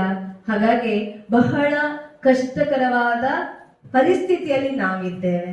ಅದೇ ರೀತಿಯಾಗಿ ನಮ್ಮ ಹೆಣ್ಣು ಮಕ್ಕಳು, ನೀವೆಲ್ಲ ಮುಗ್ಧರು, ಅಪರಿಚಿತ ವ್ಯಕ್ತಿಗಳೊಂದಿಗೆ ನೀವು ಯಾವತ್ತೂ ಮಾತನಾಡಬೇಡಿ. ಬಹಳ ಜಾಗೃತಿಲಿರಿ. ನಿಮ್ಮ ಪರಿಚಯಸ್ಥರು ಅಂದ್ರೆ ನಿಮ್ಮ ತಂದೆ, ಅಣ್ಣ, ತಮ್ಮ ಅವರನ್ನೆಲ್ಲ ಮಾತ್ರ ನಂಬಲಿಕ್ಕೆ ಹೋಗಿ, ಬೇರೆ ಅಪರಿಚಿತರನ್ನು ಯಾವತ್ತೂ ನಂಬಲಿಕ್ಕೆ ಹೋಗ್ಬೇಡಿ ಮಕ್ಕಳೇ. ಯಾಕಂತ ಹೇಳಿದ್ರೆ ಸಮಾಜ ಆ ರೀತಿಯಾಗಿ ಇದೆ ಇತ್ತೀಚಿನ ದಿನಗಳಲ್ಲಿ ಅಂತೇಳಿ ಹೇಳುವಂಥದ್ದು. ಹಾಗಾಗಿ ಪ್ರಾಮಾಣಿಕತೆ, ಅರ್ಥ ಆಯ್ತಾ? ಪ್ರಾಮಾಣಿಕತೆಯಿಂದ ಇರ್ಬೇಕು ನಾವು ಬದುಕಿನಲ್ಲಿ. ಸತ್ಯವನ್ನೇ ನುಡಿಬೇಕು, ನುಡಿತೀರಲ್ಲ, ಸತ್ಯವನ್ನ ಹೇಳ್ತೀರಲ್ಲ. ಅದೇ ರೀತಿಯಾಗಿ ಗೌರವದಿಂದಲೇ ನೋಡ್ಬೇಕು ನಮ್ಮ ಅಧ್ಯಾಪಕರನ್ನು. ಯಾರೇ ಟೀಚರ್ ನಿಮ್ಗೆ ಬೈದ್ರೆ ಹೊಡೆದ್ರೆ ನೀವು ಬೇಜಾರ್ ಮಾಡ್ಬೇಡಿ. ಯಾಕಂತ ಹೇಳಿದ್ರೆ ನೀವು ತಪ್ಪು ಮಾಡಿದ್ರೆ ಮಾತ್ರ ಅವರು ಆ ಶಿಕ್ಷೆಯನ್ನು ಕೊಡ್ತಾರೆ, ನೆನಪಿಟ್ಕೊಳ್ಳಿ. ಇನ್ನು ಮುಂದೆ ಯಾವ ತಪ್ಪುಗಳು ಆಗದ ಹಾಗೆ ಶಾಲೆಯಲ್ಲಿ ನಿಮ್ಮ ಶಿಕ್ಷಕರು ಏನ್ ಹೇಳ್ತಾರೆ ಅದನ್ನು ಸೊಗಸಾಗಿ ಕೇಳಿ. ಅದೇ ರೀತಿಯಾಗಿ ನಿಮ್ಮ ಜೀವನದಲ್ಲಿ ನೀವು ಅದನ್ನು ಅಳವಡಿಸಿಕೊಳ್ಳಿ. ಹಾಗಿದ್ರೆ ಮಾತ್ರ ಜೀವನ ಮುಂದೆ ನಡೀಲಿಕ್ಕಾಗ್ತದೆ. ಅದೇ ರೀತಿಯಾಗಿ ನಿಮ್ಮ ತಂದೆ ತಾಯಿಯವರು ಏನ್ ಹೇಳ್ತಾರೆ ಅದನ್ನು ಕೇಳಿ. ಕೆಲವೊಮ್ಮೆ ತಾಯಂದಿರು ಕೂಡ ತಪ್ಪಿರ್ತದೆ. ಯಾಕಂತ ಹೇಳಿದ್ರೆ ನಾವು ಹೇಳ್ತೇವೆ ಮನೆಯೇ ಮೊದಲ ಪಾಠಶಾಲೆ, ತಾಯಿಯೇ ಮೊದಲ ಗುರು ಅಂತೇಳಿ. ತಾಯಿ ಏನನ್ನು ಹೇಳಿಕೊಡ್ತಾರೆ ಅದನ್ನು ನಾವು ಕಲಿತೇವೆ, ಆಯ್ತಾ? ಒಂದು ತಾಯಿ, ಒಬ್ಬ ಮಗ, ಆಯ್ತಾ? ಒಂದು ಮಗು. ತಾಯಿ ಬಹಳ ಬಡತನದಲ್ಲಿ ಇರುವವರು. ತಾಯಿ ಒಂದು ತಲೆಯಲ್ಲಿ ಒಂದು ಕಟ್ಟಿಗೆಯ ಹೊರೆಯನ್ನು ಇಟ್ಕೊಂಡಿದ್ದಾಳೆ. ಅದೇ ರೀತಿಯಾಗಿ ಮಗುವನ್ನು ಹೆಗಲ ಮೇಲೆ ಇಟ್ಕೊಂಡು ಹೋಗ್ತಾ ಇದ್ದಾಳೆ. ಒಂದು ರಸ್ತೆಯಲ್ಲಿ ಹೋಗ್ತಾ ಇರುವ ಸಂದರ್ಭದಲ್ಲಿ ಏನಾಗ್ತದೆ, ರಸ್ತೆಯಲ್ಲಿ ಒಬ್ಬ ಬಾಳೆಗೊನೆ ಉಂಟಲ್ಲ, ಬಾಳೆಗೊನೆ ಗೊತ್ತುಂಟಲ್ಲ, ಬಾಳೆಗೊನೆ. ಓಕೆ, ಆ ಬಾಳೆಗೊನೆಯನ್ನು ಇಟ್ಕೊಂಡು ಹೋಗ್ತಾ ಇರ್ತಾನೆ. ಆಗ ಆ ಮಗು ಏನ್ ಮಾಡ್ತದೆ ಅಂತ ಹೇಳಿದ್ರೆ ಒಂದು ಬಾಳೆಹಣ್ಣನ್ನು ತೆಗಿತದೆ. ತಾಯಿ ನೋಡ್ತಾಳೆ. ತಾಯಿ ನೋಡಿ ಸಿಟ್ಟು ಮಾಡ್ತಾಳೆ, ಕೈ ತೋರಿಸು. ಮಗು ಪಾಪ ಹೆದರ್ಕೊಂಡು ತೋರಿಸ್ತದೆ, ಕದ್ದದಲ್ವಾ? ಕದ್ದು ತೋರಿಸುವಾಗ ಒಂದು ಬಾಳೆಹಣ್ಣು ಉಂಟು. ಆಗ ತಾಯಿ ಬೈತಾಳೆ, ಒಂದು ಬಾಳೆಹಣ್ಣು ತೆಗ್ದದ, 4 ಬಾಳೆಹಣ್ಣು ತೆಗಿಲಿಕ್ಕಾಗ್ಲಿಲ್ವಾ? ಆಗ ಏನಾಗ್ತದೆ ಅಂತ ಹೇಳಿದ್ರೆ 4 ಬಾಳೆಹಣ್ಣು ತೆಗಿಬೇಕು ಅಂತ ಹೇಳುವಾಗ ಮಗು ಎಣಿಸ್ತದೆ, ವಾವ್, ನಾನು ಒಳ್ಳೆ ಕೆಲಸ ಮಾಡಿದ್ದೇನಲ್ಲ, 4 ಬಾಳೆಹಣ್ಣು ತೆಗ್ದ್ರೆ ಅಮ್ಮ ಅಪ್ರಿಶಿಯೇಟ್ ಮಾಡ್ತಾ ಇರ್ಲಿಲ್ವಾ?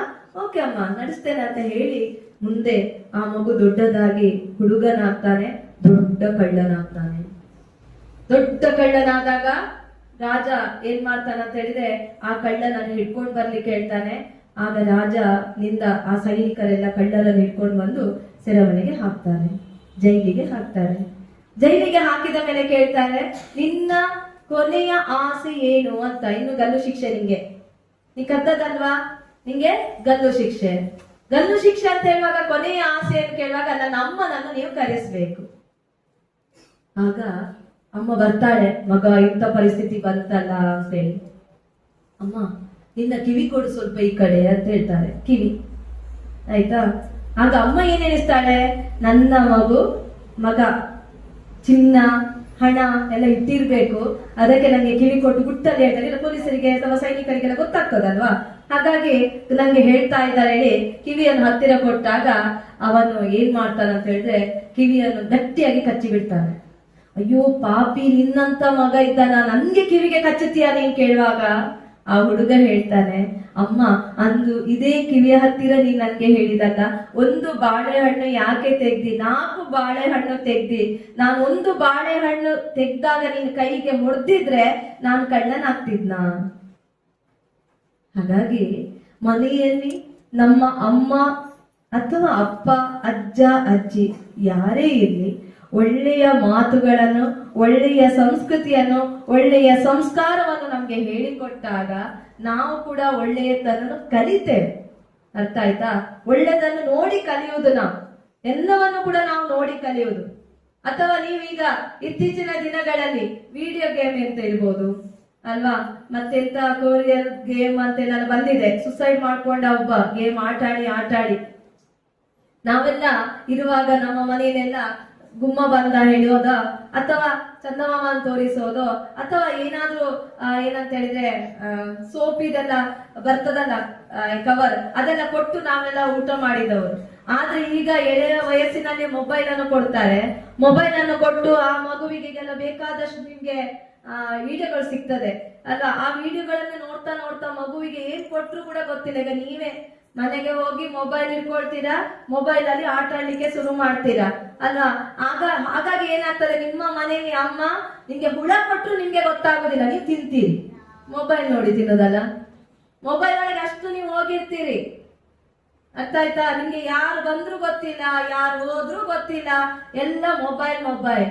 ಮತ್ತೆ ಟೀಚರ್ ಹತ್ರ, ನಿಶಾ ಮೇಡಮ್ ಹತ್ರ, ಹೆಡ್ ಮಿಸ್ ಹತ್ರ ಬಂದು ಹೇಳುದು ಕಂಪ್ಲೇಂಟ್. ಏನ್ ಹೇಳ್ತಾರೆ, ನನ್ನ ಮಗ ನನ್ನ ಮೊಬೈಲ್ ಮೊಬೈಲೇ ನೋಡುದು 24 ಗಂಟೆ. ನೀವೊಂಚೂರು ಹೇಳಿ, ಅಭ್ಯಾಸ ಮಾಡಿದ್ಯಾ ನಿಶಾ ಮೇಡಮ್ ಮೊಬೈಲ್ ಕೊಟ್ಟು? ಊಟ ಮಾಡ್ಲಿಲ್ಲ ಅಂತ ಹೇಳಿ ಟೀಚರ್ ನಿಮ್ಗೆ ಹೇಳಿದಾರ? ಇಲ್ಲ ಅಲ್ಲ. ಹಾಗಾಗಿ ನಿಮ್ಮ ಅಪ್ಪ ಅಮ್ಮ ನಿಮ್ಗೆ ಸುಲಭ ಆಗ್ಲಿ ಅಂತೇಳಿ, ಇಲ್ಲದಿದ್ರೆ ನಿಮ್ಮ ಹಿಂದೆ ಓಡಾಡ್ಬೇಕಲ್ಲ ನಾವು. ನಿಮ್ಗೆ ಒಂದು ತುತ್ತು ಊಟ ಮಾಡಿಸ್ಬೇಕಾದ್ರೆ ಒಂದು 5 ರೌಂಡ್ ಓಡಾಡ್ಬೇಕು ನಾವು. ಅದು ಕಷ್ಟ ಬೇಡ. ಒಂದು ಹೀಗೆ ನಾವು ಮನೆಯಲ್ಲಿ ಎಲ್ಲ ನಾಯಿ ಎಲ್ಲ ಕಟ್ಟುತ್ತೇವೆ, ಕಟ್ಟಿ ಅದಕ್ಕೆ ಅದೇ ಪ್ಲೇಸ್ ಅಲ್ಲಿ ಊಟ ಕೊಡ್ತೇವಲ್ಲ, ಹಾಗೆ ಅಲ್ಲೇ ಇದ್ರೆ ರಗಳೆ ಇಲ್ಲಲ್ಲ ಅಂತ. ಅದೇ ರೀತಿಯಾಗಿ ಏನಾಗ್ತದೆ, ನಿಮ್ಗೆ ಮೊಬೈಲ್ ಕೊಟ್ಟಿರ್ತಾರೆ, ನೀವು ಮೊಬೈಲ್ ನೋಡ್ತೀರಾ, ನಾವು ತಿನ್ನಿಸ್ತೇವೆ. ನಮ್ಗೆ ಆ ಟೈಮ್ಗೆ ಸುಲಭ, ಆದ್ರೆ ಓದುವ ಕಾಲಘಟ್ಟದಲ್ಲಿ ನಿಮ್ಗೆ ಅದು ಕಷ್ಟ. ಬಿಟ್ಟಿರ್ಲಿಕ್ಕೆ ಆಗ್ತದ ನಿಮ್ಗೆ ಮೊಬೈಲ್ ನೋಡದೆ? ಮೊಬೈಲ್ ನೋಡದೆ ನೀವು ಇರ್ತೀರಾ? ಸುಳ್ಳು ಹೇಳ್ಬೇಕು. ಎಷ್ಟು ಜನ ಮೊಬೈಲ್, ಈಗ ಸ್ಕೂಲ್ ಬಿಡ್ತದೆ, ಮೊಬೈಲ್ ನೋಡೋರು ಎಷ್ಟು ಜನ? ಕೈ ಎತ್ತಿ.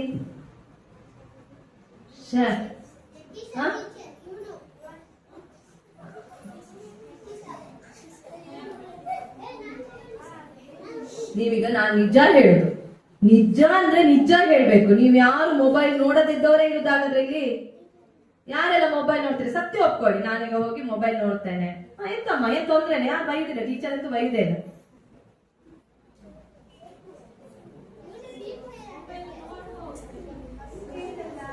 ಮೊಬೈಲ್ ನೋಡುದಿಲ್ಲ ಅಲ್ಲ, ನೋಡುವವ್ರು ಎಷ್ಟು ಜನ ಅಂತ. ಮೊಬೈಲ್ ನೋಡುವವರು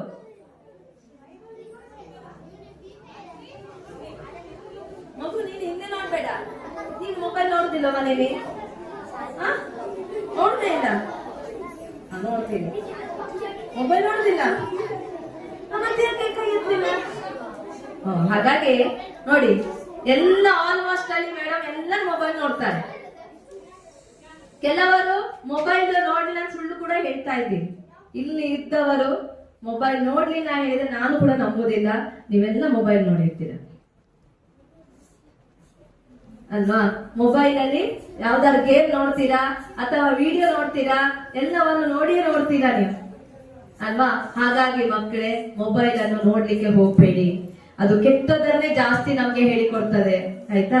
ಕೈ ಇದ್ ಮಾಡಿ, ನಾವು ಮಾಡಿ. ಅರ್ಥ ಆಯ್ತಾ? ಮೊಬೈಲ್ ನಮ್ಗೆ, ಒಮ್ಮೆ ನೀವು ಮೊಬೈಲ್ಗೆ ದಾಸರಾಗಿದ್ರೆ ಬಹಳ ಕಷ್ಟ. ಏನ್ ಮಾಡ್ತೀರಾ, ಎದ್ದು ಕೂಡಲೇ ಕೆಲವು ಮೊಬೈಲ್ಗೆ ಹೋಗ್ತೀರಾ. ನಮ್ಮಲ್ಲಿ ಏನ್ ಹೇಳ್ತಾರೆ, ಕರಾಗ್ರೆ ವಸತಿ ಲಕ್ಷ್ಮಿ, ಕರ ಮಧ್ಯೆ ಸರಸ್ವತಿ, ಕರ ಮೂಲೆ ಸ್ಥಿತ ಗೌರಿ, ಪ್ರಭಾತೆ ಶ್ರೀಕರ ದರ್ಶನ ಅಲ್ವಾ.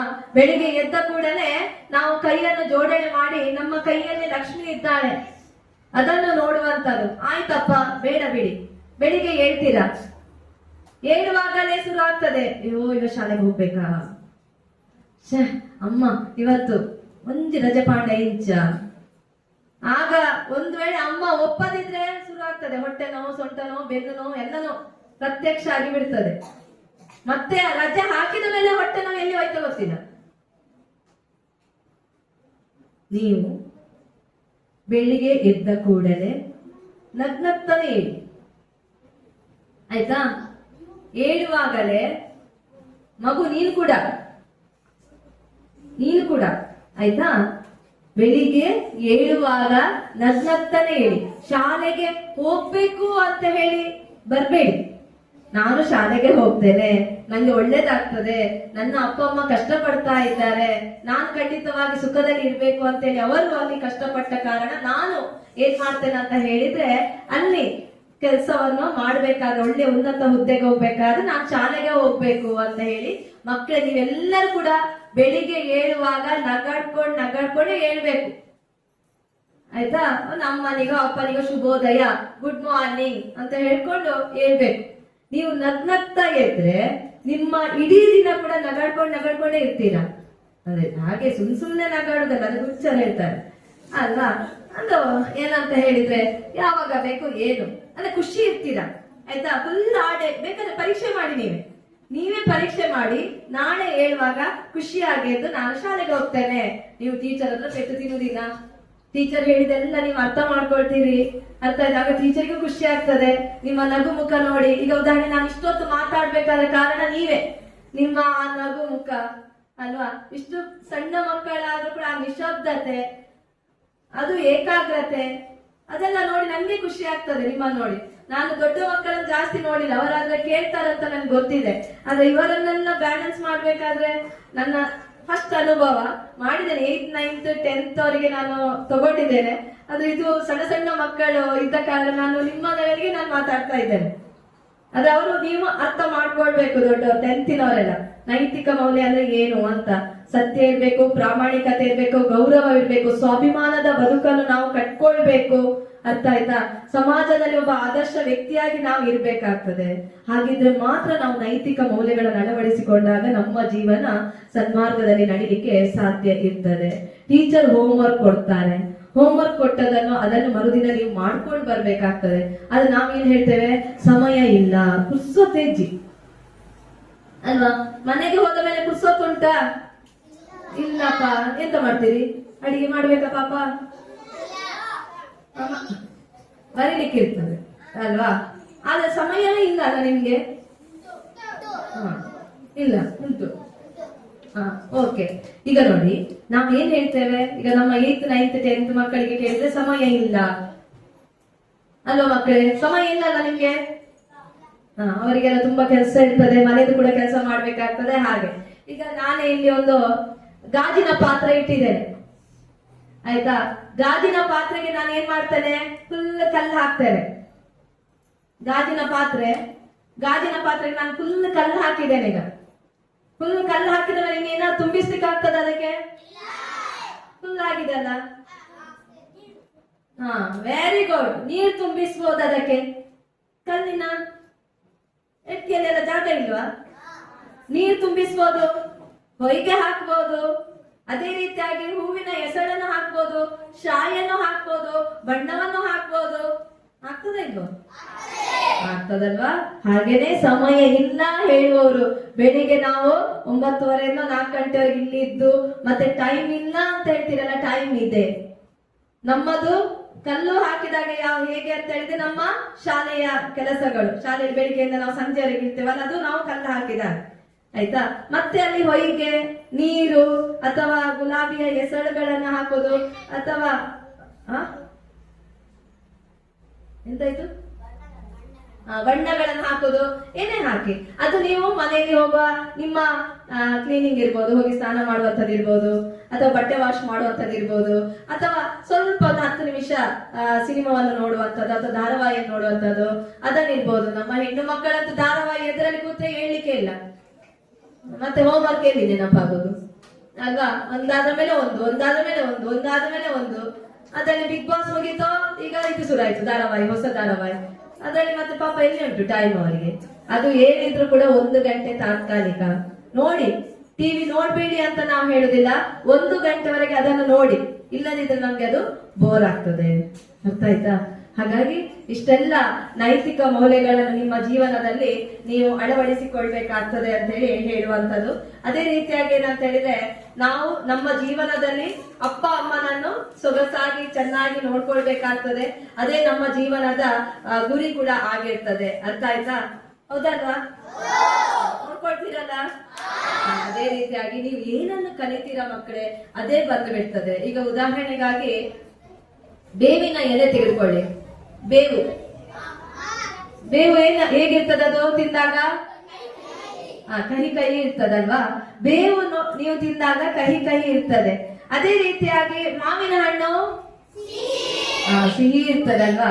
ಅದರಿಂದ ಹುಳಿ ಅಲ್ಲ, ನಾವು ಸಿಹಿ ಮಾವಿನ ಹಣ್ಣಿನ ಬಗ್ಗೆ, ಅದು ಇನ್ನು ಕಾಟ್ ಮಾವಿನ ಹಣ್ಣು ತಿನ್ನೋದೇನು, ಅದು ಹುಳಿ ಇರ್ತದೆ. ಆಯ್ತಾ? ಹಾಗಾಗಿ ಏನಂತ ಹೇಳಿದ್ರೆ, ನನ್ನ ಹೆಸರಿನ ಮಾವಿನ ಹಣ್ಣು ಉಂಟು, ಮಲ್ಲಿಕಾ ಮಾವಿನ ಹಣ್ಣು, ಬಹಳ ಸಿಹಿಯಾಗಿದೆ, ತಿನ್ನಿ. ಆಯ್ತಾ? ಹಾಗಾಗಿ ಏನಂತ ಹೇಳಿದ್ರೆ, ಆ ಮಾವಿನ ಹಣ್ಣು ಸಿಹಿ ಅಲ್ವಾ? ಅದೇ ರೀತಿಯಾಗಿ ಏನಂತ ಹೇಳಿದ್ರೆ ಬೇವಿನ ಎಲೆ ಕಹಿ.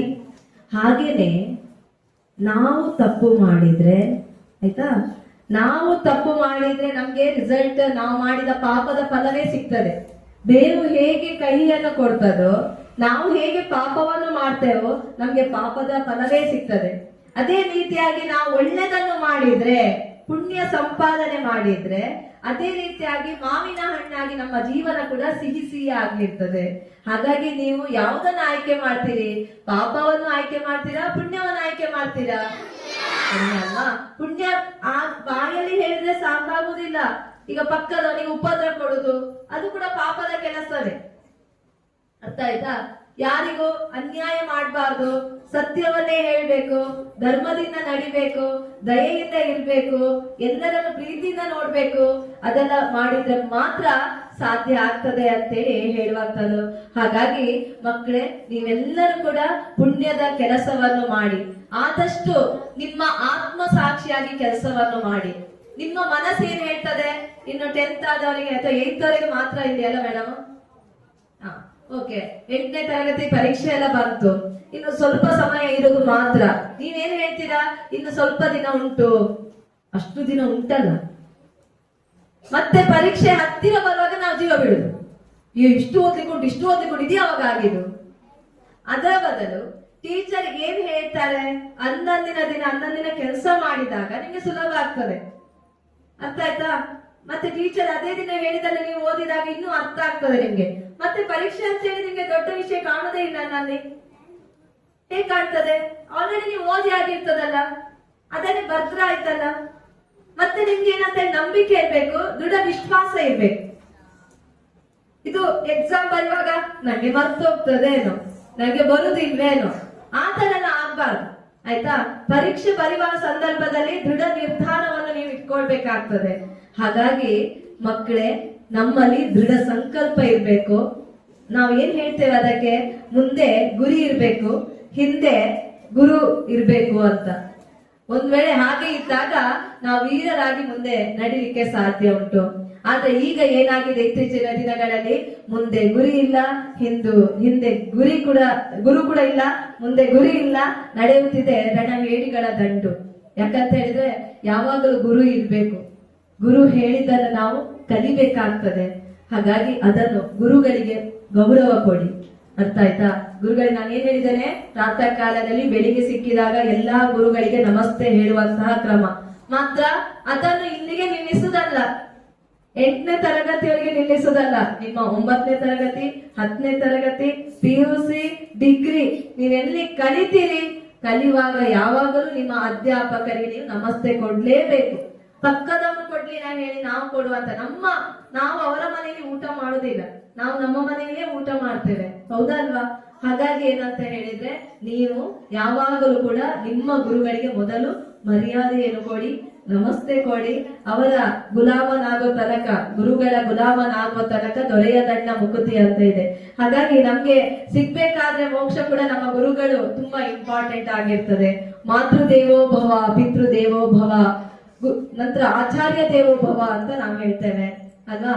ತಂದೆ ತಾಯಿ ಪ್ರತ್ಯಕ್ಷ ಕಣ್ಣಿಗೆ ಕಾಣುವ ದೇವರು, ಅವರನ್ನು ಕೂಡ ನಾವು ಬಹಳ ಚೆನ್ನಾಗಿ ಸೊಗಸಾಗಿ ನೋಡಿಕೊಂಡ್ರೆ ಮಾತ್ರ ನಾವು ಅವರು ನಮ್ಮನ್ನು ಪಡೆದದಕ್ಕೆ ಸಾರ್ಥಕತೆ ಆಗ್ತದೆ. ತಂದೆ ತಾಯಿಯನ್ನು ಚೆನ್ನಾಗಿ ನೋಡ್ಕೊಳ್ಳಿ. ಮುಂದೆ ಭವಿಷ್ಯದಲ್ಲಿ ನಿಮ್ಗೋಸ್ಕರ ಅವರು ಕಷ್ಟಪಡ್ತಾ ಇದ್ದಾರೆ.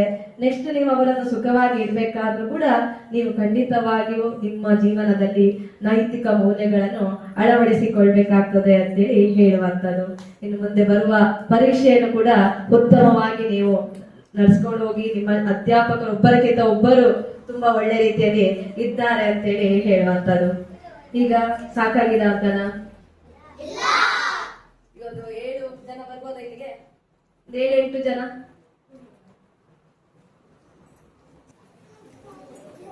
ಇವರ ಪರಿಚಯ ಉಂಟಾ ನಿಮ್ಗೆಲ್ಲ? ಇವರಿಗೆ ನಾನೀಗ ಒಂದೊಂದು ಶಬ್ದ ಕೊಡ್ತೇನೆ, ಅವರ ಹತ್ರ ವಾಕ್ಯ ಮಾಡ್ತಾರೆ, ಸುಲಭ.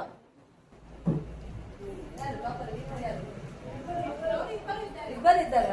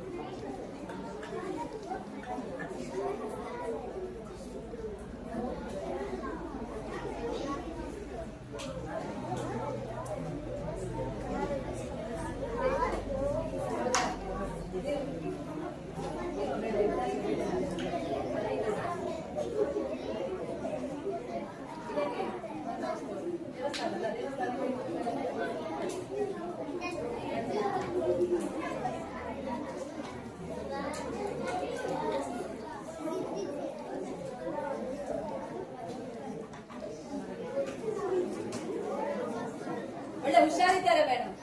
ಇಲ್ಲಿಗೆ ಕೇಳಲಿಲ್ಲ, ರೀಚ್ ಆಗ್ಲಿಲ್ಲ, ಅದು ಹೊಸ ಪ್ರಯತ್ನ ಅಲ್ಲ. ಇವರಿಬ್ಬರು ತುಂಬಾ ಚೆನ್ನಾಗಿ ಎಕ್ಸ್ಪ್ಲೇನ್ ಮಾಡಿದ್ರು. ಅಂದ್ರೆ ಮಕ್ಕಳು ಸ್ವಲ್ಪ ದೊಡ್ಡದಿರ್ಬೇಕಾದ್ರೆ ನಂಗೆ ಗೊತ್ತಿಲ್ಲ, ಅದು ಒಳ್ಳೆ ಇಂಪ್ರೂವ್ಮೆಂಟ್ ಇದೆ. ಇನ್ನೊಂದು ಆಟ ಆಡ್ತೀರಾ? ಸರಿ ಸರಿ, 3 ಡಿಸೆಂಬರ್. Very good.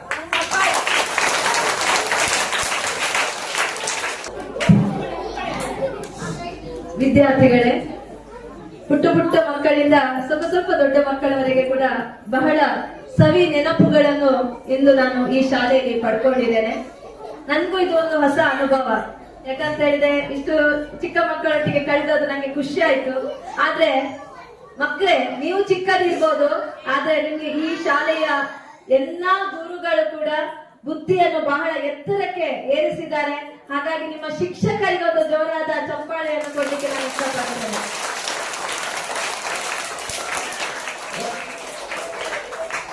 ಯಾಕಂತ ಹೇಳಿದ್ರೆ ಗುರುಭ್ಯೋ ನಮಃ ಅಂತ ನಾವು ಹೇಳ್ತೇವೆ. ನೀವು ಇಷ್ಟು ಧೈರ್ಯವಾಗಿ ಇಲ್ಲಿ ಬಂದು ಈ ವೇದಿಕೆಯನ್ನು ಪಡಿಬೇಕಾದ್ರೆ ನಿಮ್ಮ ಗುರುಗಳು ಹಿಂದೆ ಬಹಳಷ್ಟು ಕೆಲಸವನ್ನು ಮಾಡಿದ್ದಾರೆ. ಅದು ಅಲ್ಲದೆ ನಾವು ದೊಡ್ಡ ಡಿಗ್ರಿಗೆ ಹೋಗಿ ಹೇಳಿಕೊಡ್ಬೇಕಾದ್ರೆ ಅವರನ್ನೆಲ್ಲ ಕರೆದು ಕರಿಬೇಕು, ಬನ್ನಿ ಬನ್ನಿ ಬನ್ನಿ ಅಂತೇಳಿ. ಆದ್ರೆ ನಿಮ್ಮಲ್ಲಿ ಹೇಳಿದ ಕೂಡಲೇ ಒಂದು 10 ಮಕ್ಕಳು ಇಲ್ಲಿ ಬರ್ಬೇಕಾದ್ರೆ ಈ ವೇದಿಕೆಯನ್ನು ಅಷ್ಟು ಬಳಸ್ಕೊಂಡಿದ್ದೀರಾ. ಅದೇ ರೀತಿಯಾಗಿ ಎಲೆಯ ಮರೆಯ ಕಾಯಿಯಂತಿರುವ ನಿಮ್ಮ ಪ್ರತಿಭೆಯನ್ನು ನಿಮ್ಮ ಶಿಕ್ಷಕರು ಅನಾವರಣಗೊಳಿಸಿದ್ದಾರೆ. ಅದೇ ರೀತಿಯಾಗಿ ನನಗೆ ನಿಮ್ಮ ಏಕಾಗ್ರತೆ ನೋಡಿ, ನಿಮ್ಮ ಧೈರ್ಯ ನೋಡಿ, ಅದೇ ರೀತಿಯಾಗಿ ಸಮಯ ಸಾಧನೆ ನೋಡಿ ಎಲ್ಲ ತುಂಬಾ ಖುಷಿ ಆಯ್ತು. ನಿಮ್ಮ ಅಧ್ಯಾಪಕರ ತಿಳುವಳಿಕೆ ಇರ್ಬೋದು, ಅಥವಾ ಅವರ ತಾಳ್ಮೆ ಇರ್ಬೋದು, ಅವರ ಸಹನೆ ಇರ್ಬೋದು, ಅಥವಾ ಅವರ ಬುದ್ಧಿ ತೀವ್ರತೆ ಇರ್ಬೋದು, ಬಹಳ ಎತ್ತರಕ್ಕೆ ಇದೆ ಮಕ್ಕಳೇ. ಇಂತಹ ಶಿಕ್ಷಕರನ್ನು ಪಡಿಬೇಕಾದ್ರೆ ನೀವು ಧನ್ಯರು. ಅರ್ಥ ಆಯ್ತಾ? ನಮ್ಮ ಇಂಗ್ಲಿಷ್ ಮೀಡಿಯಂ ಶಾಲೆ ಅಂತ ನಾವು ಹೇಳ್ತೇವೆ. ಇಂಗ್ಲಿಷ್ ಮೀಡಿಯಂ ಶಾಲೆಯಲ್ಲಿ ಶಿಸ್ತನ್ನು ಹೇಳಿಕೊಡ್ತಾರೆ, ಆದ್ರೆ ಧೈರ್ಯ ಅಲ್ಲಿನ ಮಕ್ಕಳಿಗೆ ಬಹಳ ಕಡಿಮೆ ಬರೋದು. ನಾವು ಸರ್ಕಾರಿ ಶಾಲೆಯಲ್ಲಿ ಕಲ್ತವಳು, ಸರ್ಕಾರಿ ಶಾಲೆಯಲ್ಲಿ ನಾವು ಕಲ್ತ್ರೆ ಖಂಡಿತವಾಗಿ ಬೆಳಿಲಿಕ್ಕೆ ಬೇಕಾದಷ್ಟು ಹೆಮ್ಮರವಾಗಿ ನಾವು ಬೆಳಿತೇವೆ. ಇಲ್ಲಿ ನೆನಪಿಟ್ಕೊಳ್ಳಿ. ಮತ್ತೆ ಶಾಲೆಯಲ್ಲಿರುವ ಅಧ್ಯಾಪಕರ ಪ್ರೀತಿ ನಮ್ಗೆ ಧಾರಾಳವಾಗಿ ಸಿಗ್ತದೆ. ಈಗ ಉದಾಹರಣೆಗಾಗಿ ನಾವು ಕೂಡ ಒಂದು ಖಾಸಗಿ ಶಾಲೆಯಲ್ಲಿ ಏಡೆಡ್ ಕಾಲೇಜಲ್ಲಿ ನಾವು ಇದ್ರೂ ಕೂಡ ನಮ್ಗೆ ಮ್ಯಾನೇಜ್ಮೆಂಟ್ ಅಂತ ಹೇಳಿ ಒಂದು ಇರ್ತದೆ. ನಾವು ಏನೇ ಮಕ್ಕಳೊಟ್ಟಿಗೆ ನಮ್ಗೆ ಇಷ್ಟು ಬೆರೀಲಿಕ್ಕೆ ಸಾಧ್ಯ ಆಗುದಿಲ್ಲ, ಆಫ್ ಡಿಸ್ಟೆನ್ಸ್ ಅಲ್ಲಿ ನಾವು ಇರ್ಬೇಕಾಗ್ತದೆ. ಅರ್ಥ ಆಯ್ತು? ಅವರಿಗೂ ಅಷ್ಟೇ, ಪ್ರೈಮರಿಯವರಿಗೂ ಅಷ್ಟೇ. ಆದ್ರೆ ನಾವು ಇಲ್ಲಿ ಸರ್ಕಾರಿ ಶಾಲೆಯಲ್ಲಿ ನಾವು ತುಂಬಾ ನಮ್ಮ ಮನೆಯ ಮಕ್ಕಳ ಹಾಗೆ ನೋಡ್ಲಿಕ್ಕೆ ಸಾಧ್ಯತೆ ಇರ್ತದೆ. ಅದು ಅಲ್ಲದೆ ಇಲ್ಲಿ ಕೊಡುವಂತ ಊಟದ ಸೌಲಭ್ಯ ಇರ್ಬೋದು, ಫೆಸಿಲಿಟಿ ಇರ್ಬೋದು, ಮತ್ತೆ ನಿಮ್ಗೆ ಸಿಕ್ಕಿರುವಂತ ಶಿಕ್ಷಕರು. ನೆನಪಿಟ್ಕೊಳ್ಳಿ, ಸರ್ಕಾರಿ ಶಾಲೆಯ ಶಿಕ್ಷಕರ ಅಪಾಯಿಂಟ್ಮೆಂಟ್ ಸುಮ್ಮನೆ ಆಗುದಿಲ್ಲ, ಆಯ್ತಾ? ಈಗ 8ನೇ ಕ್ಲಾಸ್ ಮಕ್ಕಳೆಲ್ಲ ನೀವು ಬುದ್ಧಿವಂತರು, ತಿಳುವಳಿಕೆ ಇದೆ. 5ನೇ ಕ್ಲಾಸ್ ಮಕ್ಕಳು ಕೂಡ ಬಹಳ ಬುದ್ಧಿವಂತರು ಇದ್ದೀರಾ. ನಾನು ನಿಮ್ಗೆ ಒಂದು ಕಿವಿ ಮಾತು ಹೇಳ್ತೇನೆ. ಒಂದು ಸರ್ಕಾರಿ ಉದ್ಯೋಗ ಸಿಗ್ಬೇಕಾದ್ರೆ ಅವರ ಟ್ಯಾಲೆಂಟ್, ಆ ಅಧ್ಯಾಪಕರದು ಎತ್ತರ ಮಟ್ಟಕ್ಕೆ ಇರ್ತದೆ. ಎಲ್ಲರೂ ಪರೀಕ್ಷೆ ಬರೀತಾರೆ, ಆಯ್ತಾ? ಎಲ್ಲರೂ ಪರೀಕ್ಷೆ ಬರೆದು ಅದರಲ್ಲಿ ಟಾಪ್ ಅಲ್ಲಿ ಬಂದವರೇ ಸರ್ಕಾರಿ ಶಾಲೆಗೆ ಶಿಕ್ಷಕರಾಗಿ ಬರೋದು. ನೆನಪಿಟ್ಕೊಳ್ಳಿ. ಎವರೇಜ್ ಇದ್ದವರೆಲ್ಲ ಖಾಸಗಿ ಶಾಲೆಗೆ ಹೋಗಿ ಬಿಡ್ತಾರೆ. ಹಾಗಾಗಿ ನೀವೆಲ್ಲರೂ ಕೂಡ ಪುಣ್ಯವಂತರು. ಯಾಕಂತ ಹೇಳಿದ್ರೆ ಮೇಧಾವಿ ಶಿಕ್ಷಕರನ್ನು ನೀವು ಪಡೆದಿದ್ದೀರಾ. ಅಷ್ಟೇ ಅಲ್ಲ, ತುಂಬಾ ಚೆನ್ನಾಗಿ ನಿಮ್ಮನ್ನು ನೋಡ್ಕೊಳ್ತಾರೆ ಅಲ್ವಾ? ಮತ್ತೆ ಒಳ್ಳೆಯ ಊಟ ಕೊಡ್ತಾರೆ. ಒಂದು ಮೊಟ್ಟೆ ತಗೊಳ್ಳಿ, ಒಂದು ಮೊಟ್ಟೆಗೆ 10 ರೂಪಾಯಿ ನಮ್ಗೆ ಇಲ್ಲಿ ಫ್ರೀ ಕೊಡ್ತಾ ಇರ್ತಾರೆ, ಹೌದಲ್ವಾ? ಮತ್ತೆ ಎಷ್ಟು ಕಲಿಸ್ತಾರೆ, ಇದು ಕಲಿಕೆ ಅಂತೆ, ಪ್ರತಿಭಾ ಪ್ರದರ್ಶನ ಅಂತೆ, ಏನೆಲ್ಲ ಸರ್ಕಾರ ಒಳ್ಳೆಯ ಉನ್ನತ ಮಟ್ಟಕ್ಕೆ ಕಾರ್ಯಕ್ರಮ ಮಾಡ್ತಾ ಇದೆ. ಈಗ ನೋಡಿ, ಬೇರೆ ಬೇರೆ ಶಾಲೆಯ ಅಧ್ಯಾಪಕರನ್ನು ಕರೆದು ನಿಮ್ಗೆಲ್ಲ ಮಾಹಿತಿಯನ್ನು ಕೊಡುವಂತ ಕಾರ್ಯಕ್ರಮ ಕೂಡ ಮಾಡ್ತಾ ಇದ್ದಾರೆ. ಎಲ್ಲಿದೆ ಇದು? ಎಲ್ಲಿದೆ? ಯಾವ ಖಾಸಗಿ ಶಾಲೆಯಲ್ಲಿದೆ ಮಕ್ಕಳೇ? ಯಾವ ಇಂಗ್ಲಿಷ್ ಮೀಡಿಯಂಗಿಂತ ಕಮ್ಮಿ ಇಲ್ಲ ಶಾಲೆ. ನೆನಪಿಟ್ಕೊಳ್ಳಿ, ನಾವೆಲ್ಲ ಸರ್ಕಾರಿ ಶಾಲೆಯಲ್ಲಿ ಕಲ್ತವರು. ಸರ್ಕಾರಿ ಶಾಲೆಯಲ್ಲಿ ಕಲ್ತದಕ್ಕೆ ನಾನು ಈ ಮಟ್ಟಕ್ಕೆ ಬರ್ಬೇಕಾಯ್ತು. ನಾನು ಕೂಡ ಇಂಗ್ಲಿಷ್ ಮೀಡಿಯಂ ಕಲ್ತ್ರೆ ನಾನೊಂದು ಖಾಸಗಿ ಎಲ್ಲಿಯಾದ್ರೂ ಒಂದು ಹೋಗಿ ಕಂಪನಿಯಲ್ಲಿ ಜಾಯಿನ್ ಆಗ್ತಿದ್ದೆ. ಮಾತಾಡ್ಲಿಕ್ಕೆ ಆಗುದಿಲ್ಲ. ಖಾಸಗಿ ಶಾಲೆಯಲ್ಲಿ ನಾವೆಲ್ಲ ಗೊಂಬೆಗಳಾಗಿರ್ತಿತ್ತೇನೋ ಗೊತ್ತಿಲ್ಲ, ಆದ್ರೆ ಇಲ್ಲಿ ನಾವೆಲ್ಲ ಧೈರ್ಯವಾಗಿ ಮಾತನಾಡ್ತೇವೆ. ಕಳೆದ ಸರಿ ಉಂಬೆಟ್ಟು ಶಾಲೆಯಲ್ಲಿ ನಾವು NSS ಶಿಬಿರ ಮಾಡುವಾಗ ಅಲ್ಲಿನ ಮಕ್ಕಳನ್ನು ನೋಡಿ ಕೂಡ ನಂಗೆ ತುಂಬಾ ಖುಷಿ ಆಯ್ತು. ಯಾಕಂತ ಹೇಳಿದ್ರೆ ಖಾಸಗಿ ಶಾಲೆಗಿಂತ ಅಲ್ಲಿ ಒಂದು ವಿಭಿನ್ನವಾಗಿದೆ. ಬೆಳಿಗ್ಗೆ ಪ್ರಾತಃ ಕಾಲದಲ್ಲಿ ಅಲ್ಲಿ ಓಡಾಡಿಸುದು, ವ್ಯಾಯಾಮ ಮಾಡೋದು, ಒಂದು ವರದಿ ಓದಿಸುವಂತದ್ದು, ಅದೆಲ್ಲ ಅವರಲ್ಲಿ ಆ ರೂಲ್ಸ್ ಅಲ್ಲಿ ಇದೆ. ಅದನ್ನು ಫಾಲೋ ಮಾಡ್ಕೊಂಡು ಹೋಗ್ತಾರೆ. ಅರ್ಥ ಆಯ್ತಾ? ಹಾಗಾಗಿ ಅಂಕದ ಜೊತೆಗೆ ಶಿಸ್ತನ್ನು ಕಲಿತು ಖಾಸಗಿ ಅಷ್ಟೇ ನಮ್ಮ ಸರ್ಕಾರಿ ಶಾಲೆ ಕೂಡ ಬೆಳೀತಾ ಇದೆ. ಅರ್ಥ ಆಯ್ತಾ? ಖಾಸಗಿ ಮತ್ತೆ ನಮ್ಮ ಸರ್ಕಾರಿ ಶಾಲೆಯಲ್ಲಿ ಕಲಿಸ್ತಾರೆ. ಹಾಗಾಗಿ ನಾವು ಒಳ್ಳೆದಾಗಿ ಕಲ್ತ್ರೆ ಖಂಡಿತವಾಗಿ ಕೂಡ ನಾವು ಮುಂದೆ ಬರ್ಲಿಕ್ಕೆ ಸಾಧ್ಯತೆ ಇರ್ತದೆ. ಹಾಗಾಗಿ ಇನ್ನೂ ಹೆಚ್ಚಿನ ಸಂಖ್ಯೆಯಲ್ಲಿ ಸರ್ಕಾರಿ ಶಾಲೆಗೆ ಬರ್ಲಿ. ಯಾಕಂದ್ರೆ ಇಲ್ಲಿನ ಟೀಚರ್ ತುಂಬಾ ಒಳ್ಳೆಯವರಿದ್ದಾರೆ. ಅರ್ಥ ಆಯ್ತಾ? ಒಳ್ಳೆ ಹೇಳಿಕೊಡ್ತಾರೆ, ನಿಮ್ಗೆ ಶಿಸ್ತನ್ನು ಕಲಿಸಿಕೊಡ್ತಾರೆ. ಎಲ್ಲ ಅಂದ್ರೆ ಟೀಚರ್ಗಳಿಗೆ ಏನಂತ ಹೇಳಿದ್ರೆ ಒಳ್ಳೆ ಪರ್ಸೆಂಟೇಜ್ ತೆಗಿಬೇಕು, ಒಳ್ಳೆಯ ಸ್ಟೂಡೆಂಟ್ ಬರ್ಬೇಕಂತ ಆಸೆ ಅವರಲ್ಲಿ ಇದೆ. ಹಾಗಾಗಿ ಒಳ್ಳೆ ರೀತಿಯಲ್ಲಿ ವಿದ್ಯಾಭ್ಯಾಸವನ್ನು ಇಲ್ಲಿ ಕಲೀರಿ ಮಕ್ಕಳೇ. ಈ ಶಾಲೆಗೆ ಹೆಮ್ಮೆಯನ್ನು, ಗೌರವವನ್ನು ಎಲ್ಲ ತಂದುಕೊಡಿ. ನಿಮ್ಮ ಜೀವನದಲ್ಲಿ ನೈತಿಕ ಮೌಲ್ಯಗಳನ್ನ ಅಳವಡಿಸಿಕೊಳ್ಳಿ. ಪ್ರಾಮಾಣಿಕತೆ ಇರ್ಬೋದು, ಸತ್ಯ ಇರ್ಬೋದು, ಸ್ವಾಭಿಮಾನದ ಬದುಕು ಇರ್ಬೋದು, ಅದನ್ನೆಲ್ಲ ನೀವು ಕಲಿಬೇಕಾಗ್ತದೆ. ಅರ್ಥ ಆಯ್ತು? ಅದು ಶಿಕ್ಷಣದಿಂದ ಮಾತ್ರ. ತಂದೆ ತಾಯಿಗಳು ಜಗಳ ಮಾಡಿದ್ರೆ ನಾನು ಹೇಳಿದ್ದೇನೆ, ಹತ್ತಿರ ಇರ್ಬೇಡಿ, ನೀವು ನಿಮ್ಮಷ್ಟಕ್ಕೆ ರೂಮಲ್ಲಿ ಇದ್ದು ಬಿಡಿ. ಒಂದು ವೇಳೆ ನಿಮ್ಮ ತಂದೆ ತಾಯಿ ಚೆನ್ನಾಗಿ ನಿಮ್ಮ ಮಾತು ಕೇಳ್ತಾರಂತ ಹೇಳಿದ್ರೆ ಅವರ ಹತ್ರ ಹೇಳಿ, ಗಲಾಟೆ ಮಾಡ್ಬೇಡಿ. ನೀವು ಗಲಾಟೆ ಮಾಡಿದ್ರೆ ನಮ್ಗೆ ಓದ್ಲಿಕ್ಕೆ ಆಗೋದಿಲ್ಲ, ಶಾಲೆಗೆ ಹೋಗ್ಲಿಕ್ಕೆ ಆಗೋದಿಲ್ಲ, ನಮಗೂ ಟೆನ್ಷನ್ ಆಗ್ತದೆ ಅಂತೇಳಿ ನಿಮ್ಮ ತಂದೆ ತಾಯಿಗಳಿಗೆ ನೀವು ಹೇಳಿ. ಅರ್ಥ ಆಯ್ತಾ? ಒಳ್ಳೆಯ ಭಾಷೆಯನ್ನು ಕಲಿಯಿರಿ, ಕೆಟ್ಟ ಕೆಟ್ಟ ಶಬ್ದಗಳಲ್ಲಿ ಮಾತನಾಡಬೇಡಿ. ನಿಮ್ಮ ಗುರುಗಳಿಗೆ ಒಳ್ಳೆಯ ಗೌರವವನ್ನು ಕೊಡಿ. ಅದೇ ರೀತಿಯಾಗಿ ಶಿಸ್ತಿನ ಪರಿಪಾಲನೆಯನ್ನು ನೀವು ಮಾಡಿ ಅಂತ ಹೇಳ್ತಾ, ನನ್ಗೆ ಇಷ್ಟೊತ್ತು ಮಾತನಾಡ್ಲಿಕ್ಕೆ, ನಿಮ್ಮೊಂದಿಗೆ ಬೆರಿಲಿಕ್ಕೆ ಮುಖ್ಯ ಕಾರಣಕರ್ತರು ನಿಮ್ಮ ಮುಖ್ಯ ಶಿಕ್ಷಕರಾಗಿರುವ ನಿಶಾ ಮೇಡಮ್ ಅವರು ಹಾಗೂ ಉಳಿದ ಎಲ್ಲಾ ಶಿಕ್ಷಕರಿಗೂ ನನ್ನ ನಮಸ್ಕಾರಗಳನ್ನು ಹೇಳ್ತೇನೆ. ಧನ್ಯವಾದಗಳು. ನೈತಿಕ ಶಿಕ್ಷಣವು ವ್ಯಕ್ತಿಯ ಜೀವನಕ್ಕೆ ಸರಿಯಾದ ದಿಕ್ಕನ್ನು ತೋರಿಸುವಂತಹ ದಿಕ್ಸೂಚಿ. ಇದುವರೆಗೆ ನಮ್ಮೊಂದಿಗೆ ಸುಮಾರು 1.5 ಗಂಟೆಗಳ ಕಾಲ ನಿರಂತರವಾಗಿ ಸಂವಹನ ನಿಮ್ಮೊಂದಿಗೆ ಮಾಡುತ್ತಾ ಉತ್ತಮವಾಗಿ ನೈತಿಕ ಶಿಕ್ಷಣದ ಬಗ್ಗೆ ನಮಗೆ ಮಾಹಿತಿಯನ್ನು ಕೊಟ್ಟವರು ಶ್ರೀಮತಿ ಮಲ್ಲಿಕಾ, ಉಪನ್ಯಾಸಕರು, ಕನ್ನಡ ಉಪನ್ಯಾಸಕರು, ಧವಳ ಕಾಲೇಜ್, ಮೂಡುಬಿದ್ರೆ ಇವರು. ಇವರು ಹಾಗೆ ಆ ಕಾಲೇಜಿನಲ್ಲಿ ಕನ್ನಡ ವಿಭಾಗದ ಮುಖ್ಯಸ್ಥರು ಕೂಡ ಆಗಿದ್ದಾರೆ. ತುಂಬಾ ಶಾಲೆಗಳಲ್ಲಿ, ಕಾಲೇಜುಗಳಲ್ಲಿ ವಿದ್ಯಾರ್ಥಿಗಳಿಗೆ ಈ ನೈತಿಕ ಶಿಕ್ಷಣದ ಕುರಿತಂತೆ ಉಪನ್ಯಾಸವನ್ನು ನೀಡಿದ್ದಾರೆ. ನಮ್ಮ ಇಂದಿನ ಯಾಂತ್ರಿಕ ಜೀವನದಲ್ಲಿ ತಾಂತ್ರಿಕ ಶಿಕ್ಷಣದ ಜೊತೆಗೆ ಮಕ್ಕಳಿಗೆ ನೈತಿಕ ಶಿಕ್ಷಣ ಕೂಡ ಅತಿ ಅಗತ್ಯ. ಈ ವಿಷಯದ ಬಗ್ಗೆ ನಮಗೆ ಸುಮಾರು 1.5 ಗಂಟೆಗಳ ಕಾಲ ಮಾಹಿತಿಯನ್ನು ನೀಡಿದ ತಮಗೆ ನಮ್ಮ ಶಾಲೆಯ ಪರವಾಗಿ ತುಂಬ ಹೃದಯದ ಧನ್ಯವಾದ. ಹಾಗೆ ನಮ್ಮ ಈ ಕಾರ್ಯಕ್ರಮದಲ್ಲಿ ಉಪಸ್ಥಿತರಿರುವಂತಹ ನಮ್ಮ ಶಾಲೆಯ STMC ಉಪಾಧ್ಯಕ್ಷರಾದಂತಹ ಶ್ರೀಮತಿ ಗಾಯತ್ರಿ ಇವರಿಗೆ ನಮ್ಮ ಶಾಲೆಯ ಪರವಾಗಿ ಧನ್ಯವಾದಗಳು. ಹಾಗೆ ನಮ್ಮ ಈ ಕಾರ್ಯಕ್ರಮದಲ್ಲಿ ಉಪಸ್ಥಿತರಿರುವಂತಹ ನಮ್ಮ ಶಾಲೆಯ ಮುಖ್ಯ ಶಿಕ್ಷಕರು, ಸಹ ಶಿಕ್ಷಕರು ಹಾಗೂ ಆಲಿಸಿದ ಎಲ್ಲಾ ವಿದ್ಯಾರ್ಥಿಗಳಿಗೆ ಕಾರ್ಯಕ್ರಮದ ಪರವಾಗಿ ಧನ್ಯವಾದಗಳನ್ನು.